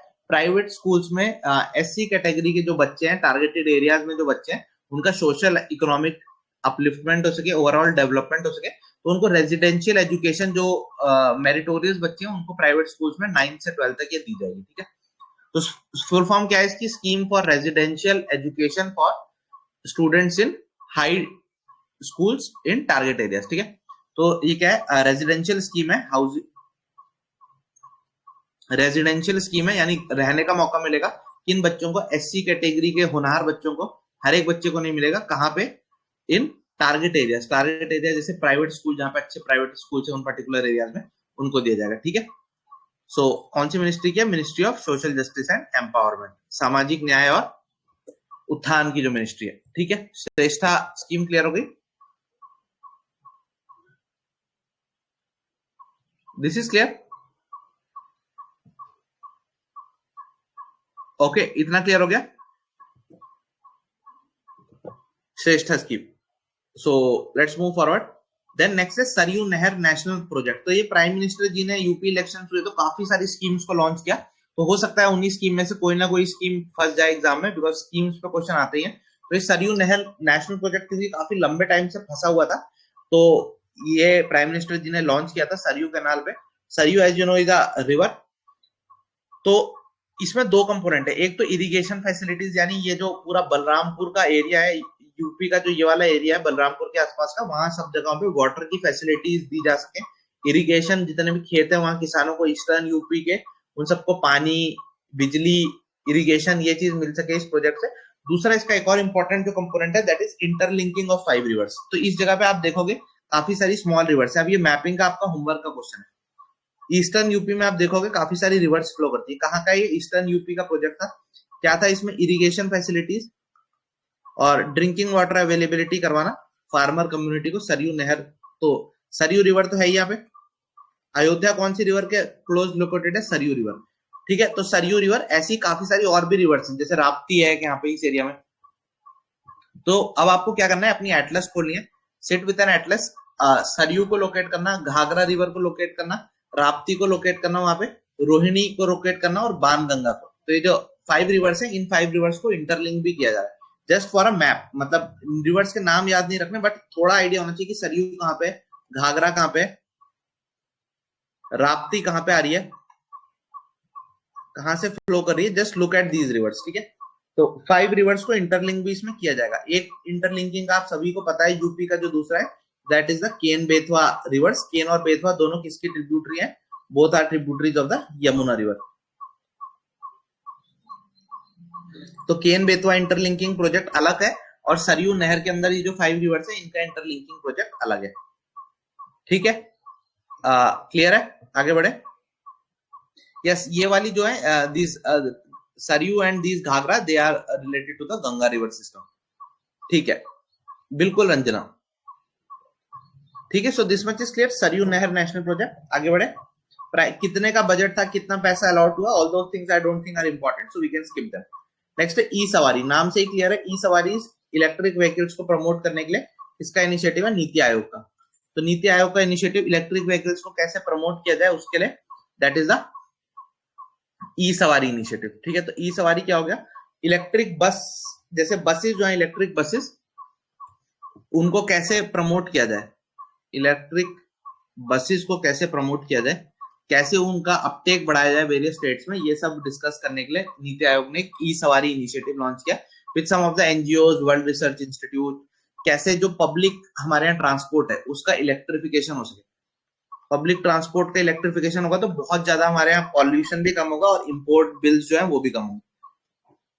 ठीक है, so this much is clear, shall I move ahead now. ठीक है, तो इतना ही याद करना है, you don't need to go deep dive into all those things. ठीक है, जितना बता रहा हूं बस उसी लेवल तक पढ़ोगे then also it's good, because अब अभी आप देखोगे रिवीजन के लिए बहुत सारी चीजें बन जाएगी। सो रिवीजन के लिए ही क्विज मास्टर नाइटफॉल लौट रहा है, सवालों का भक्षक, आपकी रातों का रक्षक, नाइटफॉल से बचने के लिए क्विज मास्टर नाइटफॉल आ रहा है आपकी मदद करने के लिए। इसमें हम प्रीवियस ईयर क्वेश्चंस डिस्कस करेंगे स्टैटिक सब्जेक्ट्स के, तो be it history, be it geography, be it polity, be it economics, हर एक के प्रीवियस ईयर क्वेश्चन, ना सिर्फ एनडीए के, सीडीएस के, बल्कि सीएपीएफ के भी, बिकॉज इन तीनों एग्जाम्स में जो क्वेश्चन एग्जामिनर है वो सेम क्वेश्चंस को रोटेट करता रहता है। So it's important that we are thorough with all the previous years. आप देखोगे there is a high rate of repetition also, CDS का क्वेश्चन आपको सीएपीएफ में मिलेगा, सीएपीएफ का क्वेश्चन एनडीए में मिल जाएगा। ठीक है, so test yourself before UPSC starts you, this series would go live soon, so keep supporting and sharing the session guys, because if you don't like and share and spread the message, then this series may also die out because of the lack of support, because we are not funded by any of the large corporates, we are not taking any fees, it is just a pro bono initiative। हमारे जो volunteers and they also work for free, so a shout out to all the volunteers of Vardishala Insiders, they also work for free। तो और अगर आप भी volunteer करना चाहते हो किसी चीज के लिए, ठीक है, तो please message us on Telegram, we would be more than happy to have more hands on the deck. ठीक है, सो नेक्स्ट है जो हाइड्रो पावर प्लांट्स है हिमाचल प्रदेश में, वहां पे काफी सारे हाइड्रो पावर प्लांट्स अभी इनॉग्रेट किए प्राइम मिनिस्टर जी ने। सो उन्हीं हाइड्रो पावर प्लांट्स को लेके क्वेश्चन आ सकता है, because in the past question has been asked on such hydro power plants. So कहां कहां पे हुआ, पहला है रेणुका जी, तो पहले आपको पता होना चाहिए रेणुका जी कहाँ है, तो it is located in Himachal Pradesh, Sirmaur जो डिस्ट्रिक्ट है हिमाचल प्रदेश की, वहां पे रेणुका ताल है, इट इज अ वेटलैंड। तो सवाल आ सकता है रेणुका ताल कहाँ लोकेटेड है, तो it is located in Himachal Pradesh, it is a Ramsar wetland, और वहां पे अब एक डैम बनाया जा रहा है, फिर वहां से हाइड्रो इलेक्ट्रिसिटी जनरेट की जाएगी। ठीक है, तो इतना पता होना चाहिए। ठीक है, सो दिस में भी आज वेटलैंड्स एक ये भी हाँ क्वेश्चन एक बार आगे जब मैं एनवायरमेंट पढ़ाऊंगा तब बताऊंगा। रामसार वेटलैंड्स, तो रामसार कन्वेंशन 2 फरवरी को वर्ल्ड वेटलैंड्स जो होता है, तो हो सकता है उस पर भी इस बार क्वेश्चन आ जाए, chances are there, so we would be ready with that also. Next है लुहरी, लुहरी कहाँ पे लोकेटेड है, लुहरी आपको पता होना चाहिए, it is located on which river, Luhri hydro power project मैंने बता दिया, ये भी सारे हिमाचल के हैं, तो ये तो आपका क्लियर हो गया, अगर लोकेशन आ जाए तो आप सब बता दोगे, चाहे इनमें से कोई सा भी हो, they all are of Himachal Pradesh.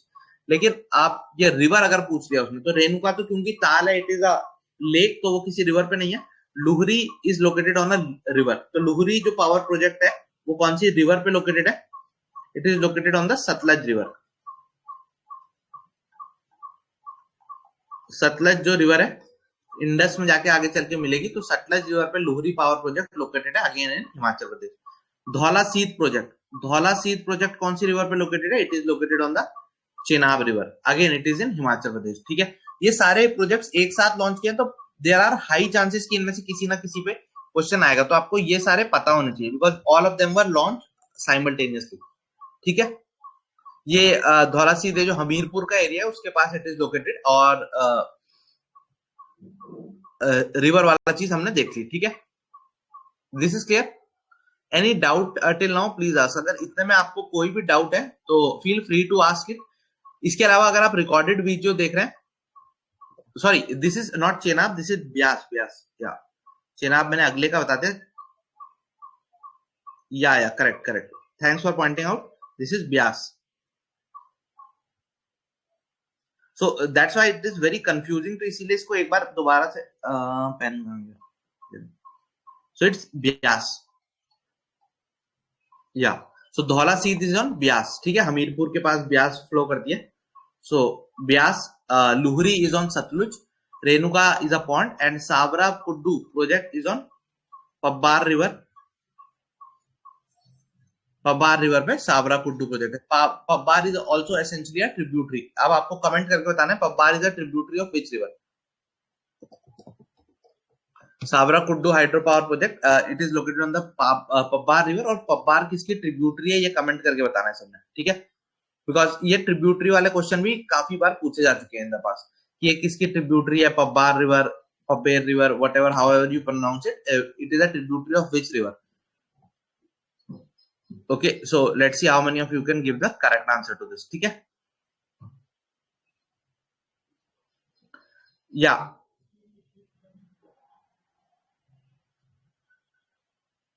ठीक है, चलिए आगे बढ़ते हैं फिर। Let's move forward now. Next topic that we have is Bina project, ठीक है? ये एसेंशियली क्या है कि मल्टी रुको, बीना पान की पाइपलाइन क्या है? ये multi modal and multi product pipeline है। मल्टी मॉडल यानी इसमें कुछ जगह पे रेलवेज का भी यूज होगा, कुछ जगह पे हाईवेज का भी यूज होगा, कुछ जगह पे पाइपलाइंस का भी यूज होगा। It is multi modal. Multi product यानी इसमें, इसका मतलब ये नहीं कि अलग अलग प्रोडक्ट, एसेंशियली अलग अलग प्रोडक्ट किस चीज के? पेट्रोलियम के, ट्रांसपोर्ट किए जाएंगे पाइपलाइन के द्वारा। सो ये भी प्राइम मिनिस्टर जी ने लॉन्च की थी। ये बेसिकली पेट्रोलियम के प्रोजेक्ट्स। बीना, बीना कहाँ लोकेटेड है? बीना इज लोकेटेड इन मध्य प्रदेश। मध्य प्रदेश की बीना से कानपुर के पास यूपी की पानकी तक एक पाइपलाइन बनाई जा रही है, और इसमें मल्टीपल प्रोडक्ट्स ट्रांसपोर्ट किए जाएंगे। मोर देन 350 किलोमीटर की ये पाइपलाइन है, और पेट्रोलियम के वेरियस प्रोडक्ट्स इसके थ्रू ट्रांसपोर्ट किए जाएंगे, इस पाइपलाइन के थ्रू, ठीक है? शिमला एंड कुल्लू डिस्ट्रिक्ट में, बिल्कुल सही जवाब पहले, ठीक है? रिवर्स के नेम मैंने एक बार दोबारा से बता दिया आपको। लुहरी सतलज पे था, धौला सीध was on Beas, Sawra Kuddu was on Pabbar river. Okay, अब आपको कमेंट में बताना है पब्बार किसकी ट्रिब्यूटरी है, ठीक है? सो बिना पान की पाइपलाइन क्या है? पेट्रोलियम की मल्टी मॉडल और मल्टी प्रोडक्ट पाइपलाइन है। मध्य प्रदेश के बीना से कानपुर के पानकी को जोड़ता है। 350 किलोमीटर से ज्यादा लंबी पाइपलाइन है। प्राइम मिनिस्टर जी ने रिसेंटली इनॉग्रेट की, इसलिए इट वॉज इन न्यूज, तो पता होना चाहिए, ठीक है? नेक्स्ट है Jaya Jaitley task force. Jaya Jaitley task force किसके लिए? आप सभी को पता है मैरिज की एज 18 से 21 की फीमेल्स के लिए इंक्रीज की जा रही है थ्रू अ बिल। तो उसी एज इंक्रीज को लेके इन्वेस्टिगेट करने के लिए एक स्पेशल टास्क फोर्स थी, जिसकी रिकमेंडेशन पे ये बिल आया। That was the Jaya Jaitley task force. So ये सवाल आ सकता है कि किसकी रिकमेंडेशन पे वो एज इंक्रीज हो रही है? सो it is being increased on the recommendation of which committee? It is being recommended increased on the recommendation of Jaya Jaitley committee, ठीक है? Okay, so let's move ahead now. Next is logistics. Logistics, it is just a word play. It is essentially क्या है? ये एक hackathon थी। Hackathon क्या होते हैं? They are competitions that are organised, जिसमें एक पर्टिकुलर प्रॉब्लम दी जाती है, और उस पर्टिकुलर प्रॉब्लम का सॉल्यूशन के लिए काफी सारे लोग एक साथ ट्राई करते हैं, और जो सबसे पहले उस सॉल्यूशन को सबसे ज्यादा एफिशिएंटली सॉल्व करता है, दे आर रिवॉर्डेड। सो ये हैकाथॉन एक ऑर्गेनाइज की गई थी लॉजिस्टिक्स नाम से। किसने ऑर्गेनाइज की गई थी? ये नीति आयोग के अंदर जो अटल इनोवेशन मिशन है, वो इसकी ऑर्गेनाइजिंग कमेटी में थे। नीति आयोग के अंदर, नीति आयोग के अंदर आपको पता है नीति आयोग का एक बहुत ही इंपॉर्टेंट इनिशिएटिव है, that is M, Atal innovation mission. वो इसके ऑर्गेनाइजर्स थे। बट ये सिर्फ ऑर्गेनाइजर थे। ये हो किसके लिए दी थी? It was happening for ministry of commerce and industry. Ministry of commerce and industry के अंदर एक प्रोग्राम डिपार्टमेंट है, DPIIT, department for promotion of internal trade in India, ऐसे करके। तो ministry of commerce and industry के अंदर एक एक इनिशिएटिव है डीपीआईआईटी, वो लोग इसको करवाना चाह रहे थे, बस ऑर्गेनाइज करवाने के लिए उन्होंने नीति आयोग को बुलाया। एसेंशियली इनिशिएटिव किनका था, ये मिनिस्ट्री ऑफ कॉमर्स का था, और उनके अंदर भी डीपीआईआईटी का एक प्रोग्राम चलता है which is called as ULIP programme, unified logistics interface platform. ULIP, unified logistics interactive platform, ULIP. तो this is an initiative of DPIIT, ministry of commerce, और उनके लिए हैकाथॉन ऑर्गेनाइज करवाई गई लॉजिस्टिक्स। ऑर्गेनाइजिंग कमेटी किसकी थी, नीति आयोग की, अटल इनोवेशन मिशन की। ठीक है, पानकी कानपुर के पास है, बिल्कुल बेटा, ठीक है। यस बिल्कुल, पब्बास पहले टॉन्स में जाती है, फिर टॉन्स के बाद Tons is again meets into Yamuna in Uttarakhand. ठीक है, बिल्कुल सही जवाब। ठीक है, तो आगे बढ़े। सो लॉजिस्टिक्स क्लियर हो गया। लॉजिस्टिक्स क्या था, एक हैकाथॉन थी, नीति आयोग अटल इनोवेशन मिशन ने उसको ऑर्गेनाइज करवाया। किसके लिए करवाया, लॉजिस्टिक्स के मूवमेंट के लिए, यूनिफाइड लॉजिस्टिक्स इंटरएक्टिव प्लेटफॉर्म, जो ministry of commerce and industry के अंदर आता है। नीति आयोग की बात ही चली और अटल इनोवेशन मिशन की बात चली है, तो अटल इनोवेशन मिशन के अंदर ही एक सेपरेट प्रोग्राम चल रहा है which is called as vernacular innovation programme. इसमें जितनी हमारी 22 शेड्यूल्ड लैंग्वेजेस है, उन लैंग्वेजेस में ऐसा मटेरियल अवेलेबल हो ताकि उसमें भी इनोवेटर्स और एंटरप्रेन्योर्स आगे बढ़ के नॉलेज जो जनरेट किया नीति आयोग के एआईएम ने, अटल इनोवेशन मिशन ने, वो एक्सेस कर सके। तो एसेंशियली ट्रांसलेट करके जो भी कंटेंट अटल इनोवेशन मिशन का है, उसको 22 शेड्यूल लैंग्वेजेस जो हमारे कॉन्स्टिट्यूशन में मेंशन है उसमें प्रोवाइड करना।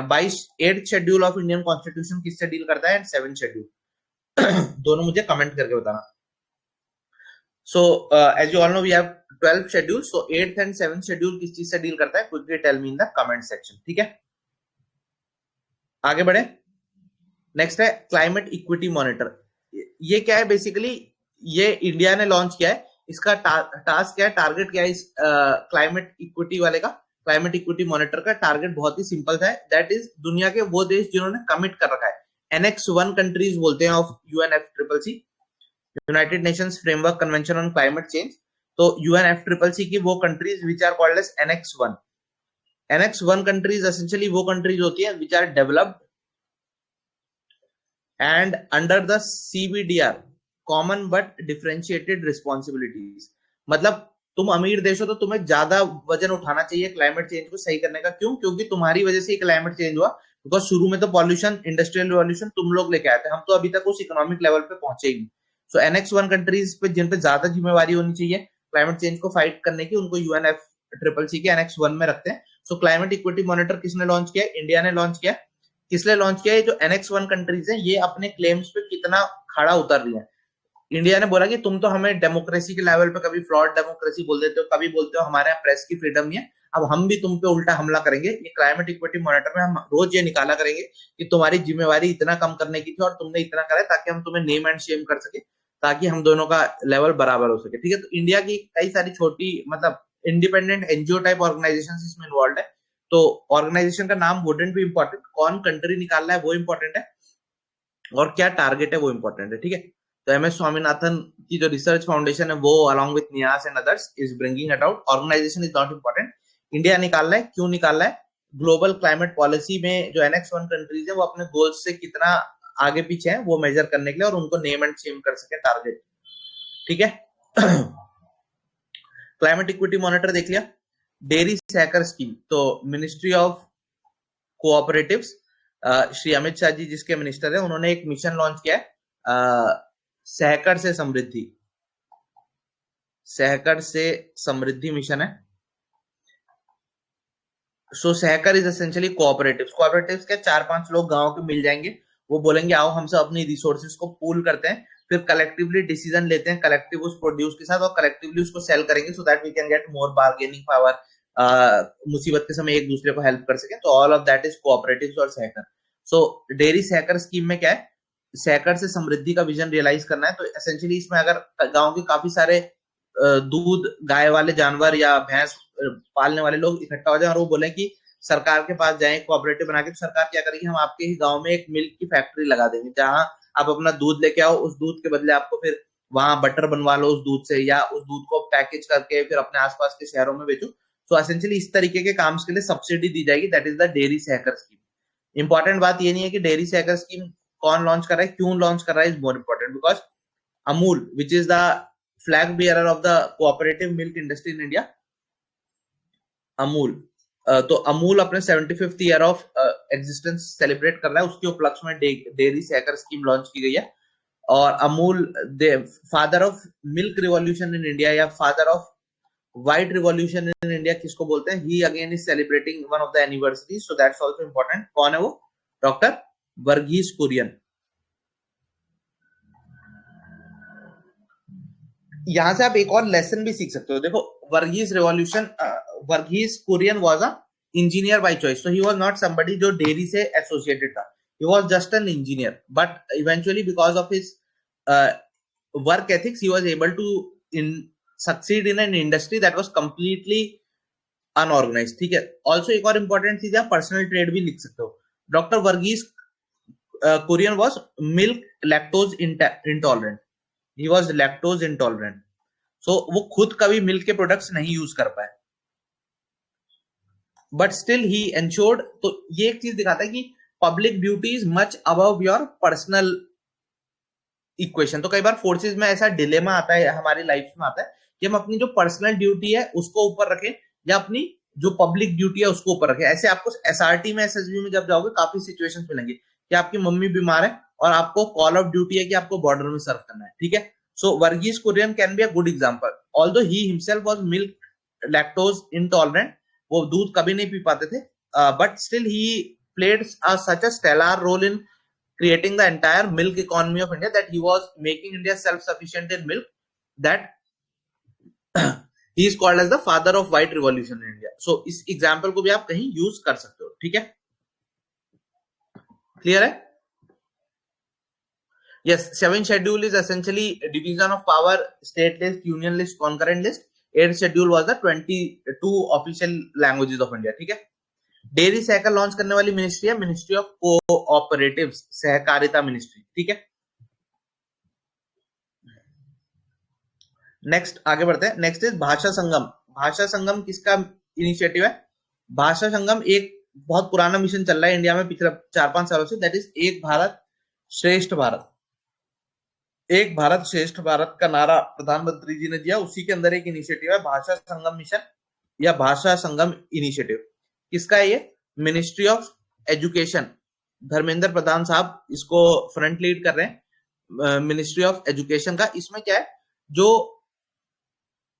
एनसीईआरटी जिन किताबों स्कूल्स में प्रिस्क्राइब्ड है, वहां पे क्या है, हर एक जो हमारी 22 शेड्यूल्ड लैंग्वेजेस है उनमें basic sentences, my name is this और how are you, good morning, इस तरीके के जो बेसिक सेंटेंसेस है इन द 22 इंडियन लैंग्वेजेस, उसका आइडिया प्रमोट किया जाए ताकि लोग अपनी मदर टंग के अलावा भी जो और इंडिया की 22 शेड्यूल्ड लैंग्वेजेस हैं वो सीख सके, ठीक है। सो भाषा संगम इनिशिएटिव ये है, दैट इज एसेंशियली जो 22 शेड्यूल्ड लैंग्वेजेस है उसमें बेसिक कॉन्वर्सेशनल बेसिक सेंटेंसेस सिखाए जा सके, एनसीईआरटी जिन जिन स्कूल्स में चलती है उन स्कूल्स के लिए, ठीक है। Bhasha Sangam initiative ministry of education 22 schedule languages में कॉन्वर्सेशन स्कूल्स में प्रमोट करने के लिए, where NCERT is being followed, ठीक है। तो दैट इज भाषा संगम इनिशिएटिव, ठीक है। Let's move forward then. Next on your slide is IRIS initiative. IRIS initiative actually it is moving ahead on a old initiative. India ने पिछले साल एक इनिशिएटिव लॉन्च किया था, that was called as CDRI, Coalition for Disaster Resilient Infrastructure. ये India ने launch किया था, it was launched by India. तो इंडिया ने जैसे इंटरनेशनल सोलर अलायंस लॉन्च किया था, वैसे एक और उसके बाद इंडिया ने जो मेजर इंटरनेशनल एक ऑर्गेनाइजेशन लॉन्च किया, that is CDRI, coalition for disaster resilient infrastructure. इसमें क्या है, इसमें ऐसा इंफ्रास्ट्रक्चर बनाने में कंट्रीज को मदद करना है ताकि उनके यहाँ कोई त्रासदी भी आ जाए तो उस त्रासदी में वो इंफ्रास्ट्रक्चर सर्वाइव कर सके। सपोज आपने ऐसी बिल्डिंग बनाई जो अर्थक्वेक रेजिस्टेंस है, तो ऐसे प्रोजेक्ट्स के लिए CDRI जो इनिशिएटिव है वो पैसा इकट्ठा करेगा, सब्सिडी प्रोवाइड करेगा, टेक्नोलॉजी प्रोवाइड करेगा, ऑल ऑफ दोस थिंग्स। तो CDRI was launched by India. अब CDRI के अंदर ही एक इनिशिएटिव है which is has been launched recently, that is the IRIS initiative. IRIS क्या है, IRIS is for island, small island countries. तो आप सभी को पता है क्लाइमेट चेंज से जो कंट्री सबसे ज्यादा वल्नरेबल है, those are those small island states, जैसे मालदीव्स हो गया, ये पॉलिनेशिया मिलेनेशिया में जो स्मॉल पैसिफिक आइलैंड कंट्रीज हैं all of them are very very vulnerable to climate change. हल्का सा भी सी लेवल राइज करेगा तो ये आइलैंड कंट्रीज डूब जाएंगी। तो ऐसे छोटे आइलैंड कंट्रीज में इंफ्रास्ट्रक्चर ऐसा डेवलप किया जाए जहां से वो डिजास्टर्स को इजीली फाइट कर पाए। उसके लिए आइरिस प्रोजेक्ट प्राइम मिनिस्टर साहब ने लॉन्च किया। इसमें इन छोटे देशों को हम फाइनेंशियल सपोर्ट प्रोवाइड करेंगे, ठीक है। तो infrastructure for resilient island states is the full form of IRIS, ठीक है। Infrastructure for resilient island states. तो किसने लॉन्च किया? It has been launched under CDRI. It has been launched by Modi ji. And कहां लॉन्च किया था? ये COP26 जो ग्लासगो में समिट हुई थी, वहां पे इंडिया ने ये प्रॉमिस किया और उसके बाद ये लॉन्च किया गया, ठीक है। सो आइरिस इनिशिएटिव क्लियर हो गया।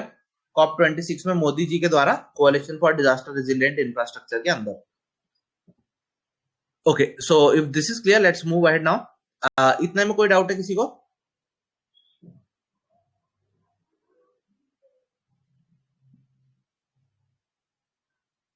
Okay, so this much is clear. Iris initiative. Next is Pakal-Dul project. Pakal-Dul project recently inaugurate हुआ। Pakal-Dul कहाँ पे है? Pakal-Dul is in JNK। Kishtwar district जो है JNK की, वहां पे इट इज लोकेटेड। तो Pakal-Dul भी एक क्या है? हाइड्रो इलेक्ट्रिक प्रोजेक्ट है, JNK में लॉन्च किया गया है। और कौन सी रिवर पे है, दैट इज इंपॉर्टेंट। इस पे रिवर पे क्वेश्चन आ सकता है। Pakal-Dul प्रोजेक्ट जो लॉन्च किया गया रिसेंटली, वो कौन सी रिवर पे लोकेटेड है? इट इज ऑन द मारू सुदार रिवर, JNK में, ठीक है। सो ये क्वेश्चन आ सकता है दैट पकालदूल प्रोजेक्ट JNK में जो लॉन्च किया गया वो कौन सी रिवर पे? It is on the Marusudar river, ठीक है। अब और चीजें कितने मेगावाट जनरेट करेगी, कितना वो करेगी, all of those things are not important, ठीक है। और मारूसुदार कौन सी रिवर की ट्रिब्यूटरी है, ये मुझे कमेंट करके बता देना जरा सा, ठीक है। ओके, आगे बढ़े, लेट्स मूव फॉरवर्ड। पकालदूल क्लियर हो गया। बट आगे बढ़ने से पहले यार, रिटर्न एग्जाम क्रैक भी हो जाएगा, SSB की तैयारी भी करनी है। तो कल की classes complete course of SSB for free, full length course. तो 20-25 हजार रुपए वेस्ट करने का कोई लॉजिक नहीं बनता, कोई औचित्य नहीं बनता। जस्ट इन क्लासेस को अटेंड करो regularly and you would be thorough with what to study, ठीक है। कई बार बच्चे सोचते हैं पैसा देंगे तो नेसेसरली क्वालिटी बढ़िया आएगी।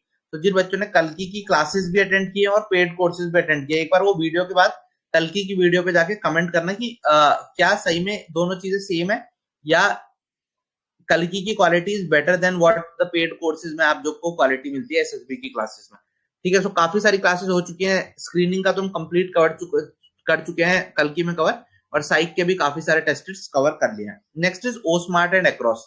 ये दो स्कीम्स है। कौन सी मिनिस्ट्री की है पहले आपको बताना चाहिए? MOES की, मिनिस्ट्री ऑफ अर्थ साइंसेज की जो मिनिस्ट्री है, उसके अंदर ये दोनों इनिशिएटिव है। ओ स्मार्ट किस लिए इनिशिएटिव है? ओ स्मार्ट इज फॉर ओशियंस। इसमें क्या, ओशियंस की स्टडी करनी है कि कहाँ पे ओशियन का टेम्परेचर कैसा है, कहाँ पे ओशियन करंट कैसे फ्लो कर रहा है। इस तरीके की ओशियन की काफी सारी स्टडी ओ स्मार्ट के अंदर है। क्यों इंपॉर्टेंट है? बिकॉज 2021 से 2030 का जो डिकेड है, it has been declared by UN। 2021 से 2030 का जो डिकेड है, that has been declared by the united nations as decade of ocean sciences for sustainable development. Decade for ocean sciences, decade of ocean sciences for sustainable development, यानी 2021 से 2030 का decade is for ocean sciences को development के लिए कैसे हम use कर सकते हैं, उसको लेकर डिकेड घोषित किया है। तो that's why it is important. तो इंडिया ने भी एक स्कीम लॉन्च की है, ओ स्मार्ट। इसमें ओशियंस की स्टडी करेंगे। कौन सी मिनिस्ट्री के अंदर है? MOES के अंदर, मिनिस्ट्री ऑफ अर्थ साइंसेस के अंदर, ठीक है। So this is the initiative. Full form भी है इसकी, बट मुझसे याद नहीं रही, तो I wouldn't expect you to remember. Ocean services, modelling, application, resource and technology. So again not important. Ocean, O से ocean, MOES ministry of earth sciences, और 2021 से 2030 is decade of ocean sciences for development. Across again MOES का ही है, ministry of earth sciences का ही है। इसमें क्या है, एटमॉस्फेयर की स्टडी की जाएगी, यानी क्लाइमेट कैसी बिहेव कर रही है, क्लाउड्स का क्या बिहेवियर है, विंड्स कैसे फ्लो कर रही हैं, ठीक है। ऑल दोस थिंग्स, एटमॉस्फेयर से रिलेटेड जितनी भी चीजें, atmosphere and climate research, modelling, observing system and services. तो बहुत अजीब सी फुल फॉर्म है, नॉट इंपॉर्टेंट। बेसिकली एटमॉस्फेयर की स्टडी और क्लाइमेट चेंज को कैसे मॉडल कर सकते हैं by observing the cloud pattern, the wind pattern, that is again across scheme. तो ये भी गवर्नमेंट ने लॉन्च की हुई है, एक्सक्यूज मी, अंडर MOES, ठीक है। नेक्स्ट है वाइजर स्कीम। वाइजर scheme essentially government of India इसमें सिर्फ एक पार्टनर है। एसेंशियली जो ये स्कीम है ये जर्मन जो काफी सारी एनजीओज है उन्होंने कोलैबोरेट करा है department of science and technology के साथ। तो वाइजर इज एसेंशियली व्हाट, वाइजर is department of science and technology, ministry of sciences plus Germany की काफी सारी ऑर्गेनाइजेशंस। और इन्होंने क्या किया, देखो कई सारी ऐसा होता है फीमेल्स ना they move out of the workforce, specially science and technology में जब वो बेबी प्रोड्यूस कर देती हैं या होते हैं तो उनके करियर में ब्रेक आ जाता है, तो फिर वो दोबारा करियर ज्वाइन नहीं कर पाती। जैसे अगर आपको ध्यान हो तो पहले हमने किरण स्कीम ये सब स्कीम्स पढ़ी थी जो फीमेल्स को दोबारा से वर्कफोर्स में लाना चाह रही थी। So department of science and technology plus German NGO ने, काफी सारी जर्मन एनजीओ ने मिलकर एक इनिशिएटिव लॉन्च किया वाइजर। इसका टारगेट क्या है कि साइंस एंड टेक्नोलॉजी के फील्ड में जो फीमेल साइंटिस्ट है उनको लॉन्ग टर्म करियर प्रोस्पेक्ट्स मिल सके, उनको लॉन्ग टर्म जॉब्स मिल सके, so that they can stay in the scientific community. ठीक है, सो इसके लिए वाइजर स्कीम लॉन्च की गई है, women's involvement in science engineering research. ठीक है, so women's involvement in science engineering research किसका इनिशिएटिव है, department of science and tech with German help. Idea क्या है कि फीमेल साइंटिस्ट को long term science and tech के डोमेन में जॉब्स मिल सके। ठीक है, okay, so this is clear. Next एक एंटी बैक्टीरियल फाइबर बनाया था, ये केवीआईसी जो होती है खादी विलेज इंडस्ट्रियल वाली, KVIC khadi village industrial corporation, या ये जो केवीआईसी होती है उसने बनाया था। अगेन इसका कोई फैंसी सा नाम अभी तक नहीं आया है तो इसलिए इसको अभी एग्जाम में नहीं पूछा जाएगा, बिकॉज कोई इसका फैंसी सा कुछ मस्त सा नाम दे देते तब तो ये पूछा था, बट ऐसे नहीं पूछेगी कि ये किसने बनाया एंटीबैक्टीरियल फाइबर, उसका क्या यूज है, तो आई एम स्किपिंग इट। ठीक है, फाइनली वी हैव स्वदेश प्रोजेक्ट फॉर टुडे। स्वदेश प्रोजेक्ट क्या है एसेंशियली, आप देखो जो ब्रेन की अगर आप ब्रेन मैपिंग करोगे, न्यूरो इमेजिंग करोगे और खूब सारे लोगों की करेंगे तो इससे आपको एक कोरिलेशन मिलता है that somebody suffering from Alzheimer's, तो उनके ब्रेन की स्टडी करोगे काफी सारे एल्जाइमर्स पेशेंट की, तो यू वुड अंडरस्टैंड कि उनके जो न्यूरो इमेजिंग है उसमें एक पर्टिकुलर एरिया में आपको कुछ क्लॉट क्लूज दिखता है, तो उसके बेसिस पे आप क्या कर सकते हो, अगर आप किसी की एमआरआई सैंपलिंग कराओ उसके बेसिस पे आप बता सकते हो कि this person has chances to develop Alzheimer's या ऐसी कोई न्यूरोलॉजिकल डिजीज का। तो स्वदेश प्रोजेक्ट क्या है, ये एआई बेस्ड प्रोजेक्ट है, आर्टिफिशियल इंटेलिजेंस यूज की जाएगी। इसमें एक बहुत बड़ा डेटाबेस बनाया जा रहा है, जितने भी न्यूरोलॉजिकल इमेजिंग हुई है उनका एक बहुत बड़ा डेटाबेस एमआरआई स्कैन बनाया जाएगा, और उसमें क्या होगा फिर उसके बेसिस पे एआई के साथ उसे क्लब करके इंडियन पॉपुलेशन का डेटा सेट है, और इसकी मदद से क्या होगा कि अगर फ्यूचर में किसी को कोई डिजीज होने वाली है वो इसकी मदद से हम ब्रेन की diseases, neuro imaging diseases identify कर पाएंगे। कहाँ पे बनाया जा रहा है ये स्वदेश प्रोजेक्ट का, ये जो इनिशिएटिव है ये कहाँ पे लॉन्च किया जा रहा है, department of science and tech का ही प्रोजेक्ट है, और गुड़गांव में इसको जो डेटा बेस बनाया जा रहा है वो गुड़गांव में बनाया जा रहा है। ठीक है, तो स्वदेश प्रोजेक्ट ये नेशनल ब्रेन रिसर्च सेंटर जो department of biotechnology under ministry of science and tech जो आता है वो स्वदेश प्रोजेक्ट को लॉन्च कर रहा है। स्वदेश प्रोजेक्ट क्या है, एक इंडिया सेंट्रिक भारतीयों के पे केंद्रित focus multi modal neuro imaging database बनाया जा रहा है, और उसका यूज क्या है वो हमने समझ लिया। ठीक है, so this much is clear. वाइजर की फुल फॉर्म थी women in science engineering and research. ठीक है, वाइजर की फुल फॉर्म है women in science engineering and research. ठीक है, एक्रॉस का atmosphere and climate research, OSS भी कुछ ऐसे अजीब सा ही था, but atmosphere and climate research याद करना। Full form again I don't think they would ask, so you can skip it. Atmosphere climate research कुछ कुछ करके था लंबा सा। ठीक है, ओके आगे बढ़े, दिस इज क्लियर। वाइजर किसके अंदर है, वाइजर हमने देखा ना science and tech, department of science and technology के अंदर, ये स्वदेश भी department of science and technology के अंदर ही है। ठीक है, ओके चलो आज के लिए इतना ही करते हैं फिर। ठीक है, क्लास लंबी हो जाएगी, सो दैट्स ऑल आज के लिए। कल दोबारा से मिलेंगे प्रचंड की एक और क्लास के साथ। I hope you enjoyed today's content. अगर मजा आया तो please share the session with your friends, like the video, comment and spread the word so that students know where do they have to come for their current affairs for upcoming NDA, CDS and CAPF exam.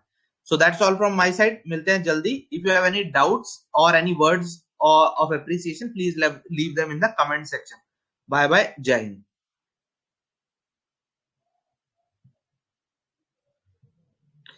Comments YouTube पे करना है बेटा.